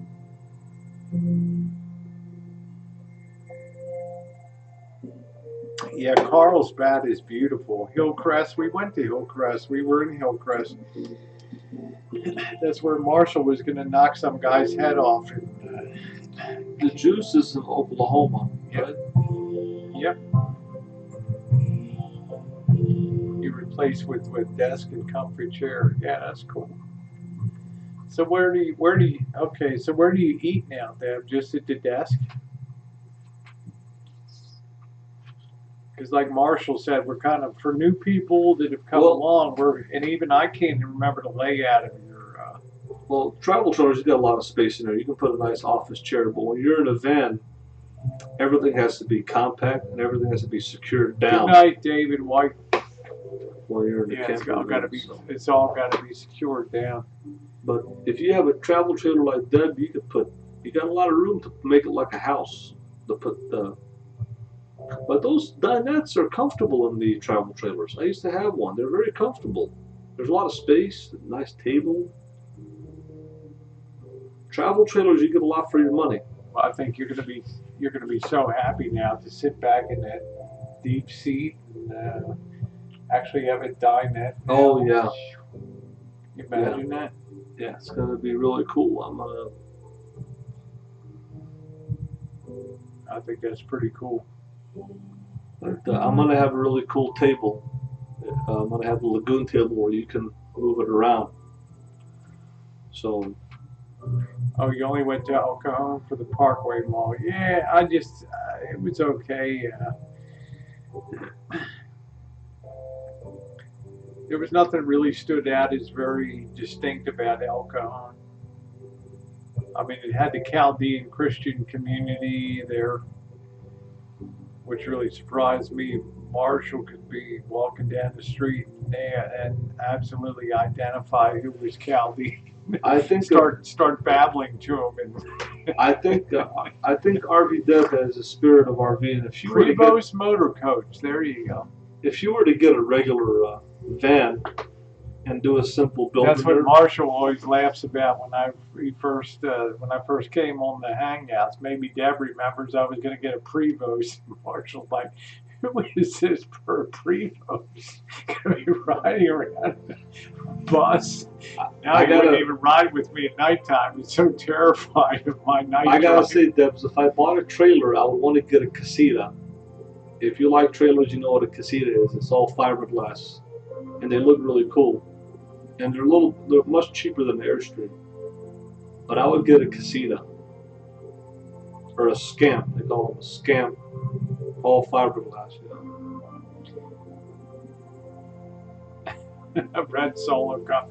I'm sure somebody's buying me views tonight. So, but I like Deb's cooking. She has some really easy, good cooking that she does, the keto diet. I like her cooking videos. That's what I used to watch. I used to watch her cooking videos that she used to make. I may sell my house in Prescott and buy and Sandy at Prescott's board. You thought Prescott was a relief from the heat. Prescott is, yeah, it is boring. Prescott is a very boring place. That is one of the most boring places. Prescott is boring. Maybe Flagstaff is better, but Prescott, there's not much there. The downtown, it's really nothing. It's kind of like Yuma, same size. No, it's prettier than Yuma. It's very pretty. It's in a higher elevation. Everything's pine trees. Yeah, the houses are built on the side of the mountains. They got a nice downtown, but it's just so remote, and it's just boring. The only thing that would keep me busy there, and I went to an Indian restaurant, the food was terrible. The Indian buffet I went to, there was one Indian place. How could they mess it up? Oh wait, they messed up my rice last night. It was terrible. But RVDebs, my favorite place is San Diego, Tijuana, El Cajon. Yeah, whiskey. I'm hoping you'll write a song about butyl tape. Prescott, Arizona, that area, it's boring. Do they have many insects in Prescott? Yeah, it's a forest. It's it's just boring. They're all the Native American police cops over there. It's like a police state. They run you out of there. You can't park anywhere. It's like a police state. The Native American reservation. Do you think that's because it's a higher class sort of? Or a lot of RVers want to go there. No. What it is the Prescott police and the Native American police there for the reservation. They want to run all the van people into the forest preserve, which is 20 miles away. There's nothing there. You'd have to get all your shopping and be out there and have your rations. Man, I don't want to go 20 miles out of my way. And there's nothing to do there. It's boring. I don't like Prescott at all. At all, I don't like it. I don't like it. Prescott is real boring. At the time, you thought it was a relief from that you were able to sleep up there. Yeah, I wish I would have never went there. I didn't like it. You burned a lot of gas getting up to altitude, didn't you? Yeah, but you know something? There was no choice to go anywhere else because there's not much in Campo, California, from what I saw. Oh, Andrew said, Elvis, try RVing in Eastern Europe. Then you'll know what police state means. Probably, it's a police state in Native American Yeah, I know you reservations. do whiskey. I can only dream about it. When you got these Native American reservations, they run all the RVers out. They don't like us. They say this is our land and get out of here. And they don't. They think that it's their own country. It's not. It's like you're not even in America. And that's why says I put in a fireplace and a 42-inch smart TV. Would like to change my bed from east to west to get maybe two more feet and make the bathroom a little bigger. That's hard to do on a RV is to enlarge, because they're fiberglass and everything else. Let me tell you guys something. The way I was treated in Prescott by the Native American police and profiled, I'll never go to a Native American I don't really care reservation about hookers too, Golden State. and give my business. It's not high on my agenda. Although Marshall dreams of seeing me get a lap dance. Yeah. Oh, Lord. But, the old saying in 2020, the heat is on. The heat is on, Rosie. I'm glad Deb's in here because... Yeah, I'm glad. I want to see her get some more subs, and I'm asking people again, if you've not subbed to RVDebs Journey to below, if you would do me a favor and please sub her up. She's going to be doing hangouts basically, I think on a nightly basis until such time as she gets at least over 1,000, and then maybe she'll scale back on that. I would love to have you helping me. I just don't know what I'm about to get myself into. I would just use it like it is. I wouldn't modify anything. It's so much work when we're fiberglass and all that. It's really you really got to know what you're doing when you tear an RV apart. See what Green Trout is saying? Elvis, when you're dealing with the trade, you have no American rights. You're on Indian land. Yeah, it's like you're in a different tribal country, law. Yeah. That's what they told me. You don't have any rights. You have rights, but only within the context of what Indian law permits. Indian law provision. Yeah, I didn't like the way I was treated. I didn't like the way I was treated there. I felt I wasn't even in America. And I came to the point, I said to myself, I did not get a Stromberg Carlson. No, I don't have one. Can you believe Marshall gets plenty of Bettys in Mexico. At the casino there, they don't let you boondock at the Native American casinos, even if you go in there and the spend Golden Acorn, they're up in San Diego. That's in Campo with permission. That was nice. With permission. I thought they gave you... No, you got to get registered, you got to sign in. It's a whole process. Yeah, but it's okay if you do it. For one night. I thought they would allow you to stay longer. You told me. No, they told me you got to pay after $20 a night or something. I don't know what it was. Yeah. I'm telling you. But you're like, oh man, it's so comfortable up here. It's like. Yeah. The Native American, the Quechan tribe in Yuma, in Los Algodones, or where's that? Is it? Quechan tribe is Los Algodones down there. Next to it, yeah. Yeah. Over there in the California side. Winter Haven, California. That's where California, Arizona, and the Indian Nation come together. They let you boondock there. They're nice. That tribe is nice. The RVers, truckers. But the one in Prescott. Well, why didn't we boondock it that way? If it's right by Los Algodones on the road right in there. Well, you could, but then you got to go into town and take a shower. Where are you going to take a shower at? True. If they built the Planet Fitness there, how you doing, Mama Sparky? Thank you, Sweetie Pie. You have a nice night. That's the problem with Algodones. You got to go back into town and take a shower. There's no shower there. I could enjoy Yuma in the. Like now. I so wish I was in Yuma because I'd be so appreciative of the sunshine down there. Sunshine. Yeah, you should leave it alone, Sherry, and I wouldn't modify it or do anything unless you're good at working fiberglass and attaching wood to metal. Is one of the most challenging things that you can do on an RV is trying to add strength to attach things to basically a metal box. Oh yeah, it's not easy. It's not easy at all. No. But Wouldn't you say that's the most challenging thing, is finding points to affix and get strengthened in order? Like, just Marshall putting up his curtains. It's an important curtain. It's the one you're using all the time. It back and forth. Yeah. They just hook this stuff on a little 1/8 inch thick sheet of Luan, and that thing, it just comes out. Comes out. I mean, it's ridiculous. I enjoyed Arizona. I didn't enjoy sleeping at 95 degrees at 11 p.m. and having my windows rolled up for safety with no AC and a little fan on me. What's up, Janet? Janet, what are you doing up so late tonight? Yeah, what are you doing up so late? Yeah, what are you up to? You got to get up at 4:30 or whatever. Make the boss's coffee? Yeah. Make him some flapjacks. Yeah, get him off, so to speak. The early bird. Hey, Janet, you know the old saying. The early bird. Hey, Janet, the early bird gets the worm. See what you're going to miss at Christmas this year, Janet. Hello, Munzag's Cooking. I love Janet and the boss. I love how they cook. They love to cook, and they're Does the boss get used to because he's so quiet? You know, he doesn't talk a lot. He doesn't talk a lot, but he's pretty cool. Janet's got a big enough mouth for both of them. But the boss, I learned, like he said, he likes to cook and he knows how to cook. We're talking about pozole. Oh, you couldn't sleep? Wow. Okay. Yeah.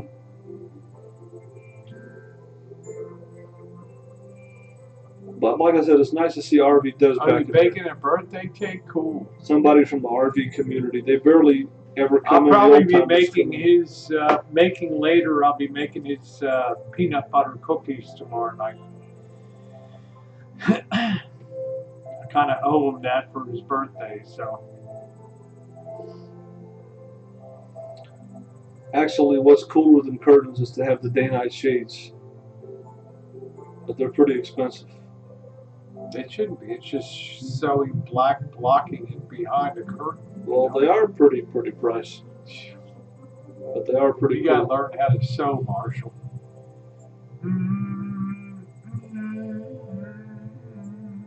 Doesn't RVDebs sing? She sings. Yeah, she was a club singer for years. Oh yeah, I think I've seen her sing. Yeah. Karaoke. No. She was a center stage entertainer. No. Looks like we're gonna. I'll either have Christmas dinner at the Rancho or do a Christmas Eve dinner out. So we shall see. But if we have Christmas Eve dinner out, it'll be a high dress up affair. Okay. You know. I ripped all my shades out and put in some mini blinds. Yeah, mini blinds are the way to go. Blinds are difficult to make. Curtains are doable. You know, unless you're good with stringing wood through, string through wood to make blinds. It's a heck of a process to do that. Well, let's put it this way. Whiskey says Elvis Travels is a king of the road. Well, I'll tell you what. He's racked up a lot of miles, as I have. I racked up 15,000 miles in 2019. Whiskey OG, my answer to you is... Count it down, Marshall. Las Vegas, Salt Lake City, Omaha, Battle Creek, Toronto, Buffalo, Detroit, Chicago, Cheyenne, Dubuque, Iowa. I mean, I'd say that's a lot of traveling, Whiskey. When you can say you put down that kind of mileage in a rig, then, brother, I'm going to give you your badge because Marshall tagged me as an official van nomad. I earned my wings in the summer of 2000. Rosie, I can tell you, you can talk about 4,000, 5,000 miles. That's one thing. Marshall, your stuff was, you would sit in But- Chicago for months Right. and not go anywhere. But So when you don't tell talk- me Well, occasionally you'd hit the road to Florida and then come back, and that would be about it. But when you talk about living in a van All right, take care, Deb. I'm glad you came in too. for almost 5 years, that's I a never whole did other- beat that ticket. I just paid it green trap. I Now- wasn't going to go back to court. And, Now, my answer to Whiskey OG Shag and Wagon in 2016, I went all the way down to Key West and drove up the eastern seaboard of Florida, all the way up to Cocoa Beach, and from Cocoa Beach, Florida, all the way to New York City. When you can do that, then come and talk to me. no, I ended up paying that ticket. I got 2 tickets on that whole 10,443 mile. One in Nebraska for not yielding enough room to the emergency vehicle pulled off the road, and number 2 was in Baltimore, parked by the Edgar Allan Poe graveyard there by Lexington Market. The You know, parking meter. You know the one thing that I've done that many people haven't done, Rosie? A lot of people have lived from YouTube since 2014 until now. A lot of people have lived in their RVs and traveled, but how many of the people that you know, all the big names, all the heavy hitters, Nomadic Fanatic, Just Incredible, Camper Van Kevin, how many of them have kept their RV? The same RV? I don't know. I defy anybody to do what I did in 2019, and that was to go through a hot and humid summer in July and August in Detroit, Chicago, Toronto, Buffalo, without any air conditioning and having to put my windows up at night. Now, try that. And in Yuma, Arizona. When you do that, then I'll give you a badge of honor. Even Marshall said, man, I can't believe you didn't get a hotel room. And I can't think of a cooler, more well-known RV than Lisa Marie. There That's is right, not one. Carlos. The rest are Pakistanis in here. All tonight. the big-name RVers, their RVs came and went. But there's only one that stayed on top, Lisa Marie. Only one. Thank you, Terry. There's only one Royal Chariot, Whiskey OG. And there's only one Kane brother, and you're looking at him right here. I've been the man, and I've stayed the man for 5 years. I got pulled over in, well, this trip, I wasn't in Kansas this time. I was on I-80, which is the northern, it's through Iowa and Wyoming, and I've always had terrible weather in Wyoming. Horrendous. I went through some terrible weather in Wyoming as a trucker on I-80 Awful. That's where I was. with the wind just blowing. I went blowing with a it. sleep that was piled that deep. Jeez. Whiskey D and I almost had to jump out of the rig to avoid being hit. Were you by the hills? Yeah, we were going through the hills and Yeah, stuff. yeah. We hit a terrible storm. Yeah. What's up, Bob? Oh, I put more miles on this year than Marshall has been. There's some pretty high hills, right? Yeah, pretty high hills. Oh, yeah. It was scary, and it Oh, was. It's one of those clash zones where warm air meets cold air, and it was a disaster zone. Just a disaster. You know, one time That was the worst. I was driving in worst. Wyoming, all of a sudden it's cleared, and you got a snowstorm. Yeah, that was terrible. That was the worst, Yeah. scariest driving I ever did in my life. Yeah. Munzaj, where are you located? Yeah, wasn't that terrible, Spirits? That was absolutely horrendous. I was in a state of PTSD when that was over. One of the worst things, Rosie, about driving, being on the road, whether you're an RVer, is the weather. The weather is so stressful. When you have to drive through bad weather, it makes it so terrible. It's just makes the experience bad. You don't want to drive in bad weather, rain and all that. These people that are doing it out there, they're doing it for a living. They're not doing it because they like it. It's a terrible, terrible thing to be out there on the road, having to deal with that. Yeah, it was horrible, Spirits. I hope in my life, because I'd never seen on my van before, the skid warning thing came on the windshield that says, you've lost traction on the road. And the truckers didn't slow down one bit. They were just burling at 80 miles an hour. And I told D, if we get turned sideways, if we skid and I can't control this, You're done. we're gonna die out here. We're gonna have to jump over the side of this bridge abutment and down the hill here, and then worry about how we're gonna survive. You know, I said we're gonna have to bail, man. We're gonna, because this thing's gonna be picked up like a hood ornament on a Peterbilt, And you know, that's gonna be my van's 1,500 pounds. Right, and you know that when I was in Kansas, I was on a 2-lane highway, and I hit this patch of water, and I was hydroplaning. On the left side, I had a semi coming, and the semi made the water splash on the windshield. I couldn't see him. I know. And I thought I was going to hydroplane into the guy. I had that in Wyoming. I was buried in my windshield. Windshield, it was awful. Right, it's terrible. And Matowicks, yes, hotels are, you pay $100 to sleep and shower. I never paid a dime for a hotel on that journey. Marshall's like, I can't believe in Yuma you didn't get a hotel room. It's like, man, I'm keeping my money in my pocket. I bought this van to save this van almost paid for itself now. What did I figure? I saved almost $6,000 in hotel rooms. Yeah, like I said. And I was none the worse for the wear. Yeah, I was a little punch drunk in the morning because of the heat, but you know, it is what it is. Thank you, spirits.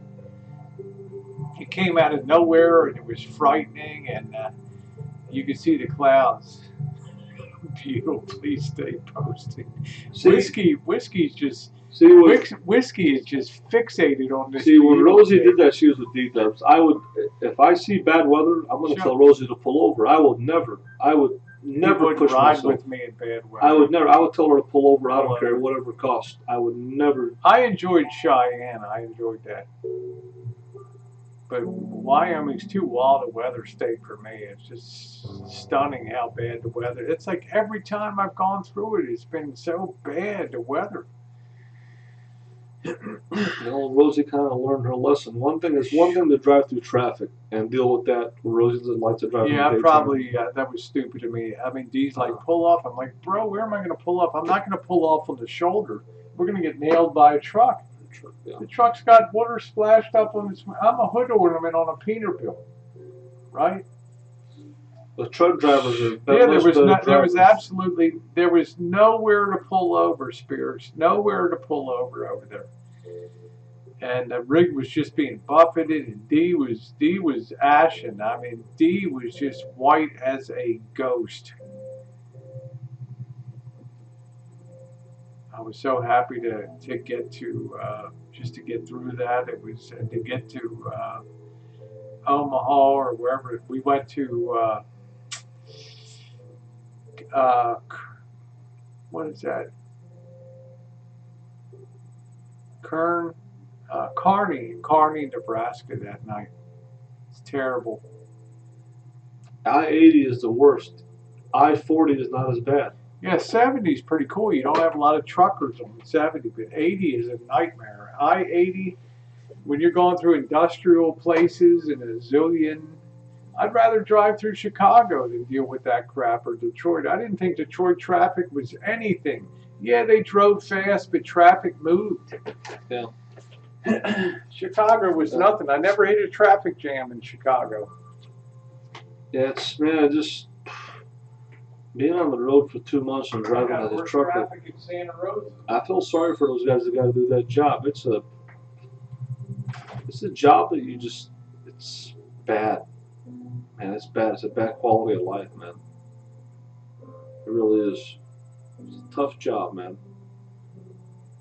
Being out there 11 hours a day driving at nighttime and mountains and hills and grades and weather. It's a terrible life. It really is. It's a real bad life. If you're not driving in good weather, it's trucking and being on the road can be just really bad, man. A lot of bad memories doing that. But I hate driving through bad weather. And Rosie drives a lot for a short period of time. She just pushes it, and I don't like that. I don't like to really do more than 400 and 450 miles a day. She'll drive 600, 700, 800 miles, just too much,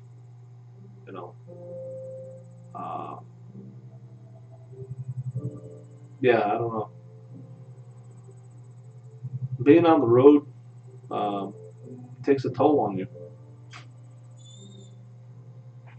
It takes a toll on you,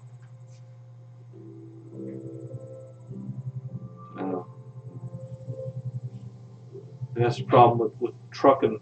They don't care about you. They're driving all kinds of weather, all kinds of traffic, all kinds of terrain, dangerous terrain, mountains, hills. Yeah, if you didn't enjoy it, if you didn't like that, it's terrible. It's a hard way to make a living. Let me tell you something. I'd like to see Rosie drive her truck down Deadman's Pass. Oh man, that would be something. Anyway, guys, I am going to go ahead and close it down. It's midnight. I want to thank you for being on the chat tonight. Thank you, Marshall, for sitting in. He doesn't like me driving in the dark because my headlights are like candles. Can't see no one with headlights, and Rosie can't see anyway. Rosie's got bad night vision on top of the headlights on this van of hers are terrible. My headlights on Lisa Marie are a million times better. My Sylvania's from Hey, Missy. 1989 technology. These are the worst headlights. They're On like, top of Rosie's, they're like candles in the wind down front. she's as good as a mouse in the nighttime. She just can't see. All right, guys. Have a wonderful night. Thanks for being on. Merry Christmas.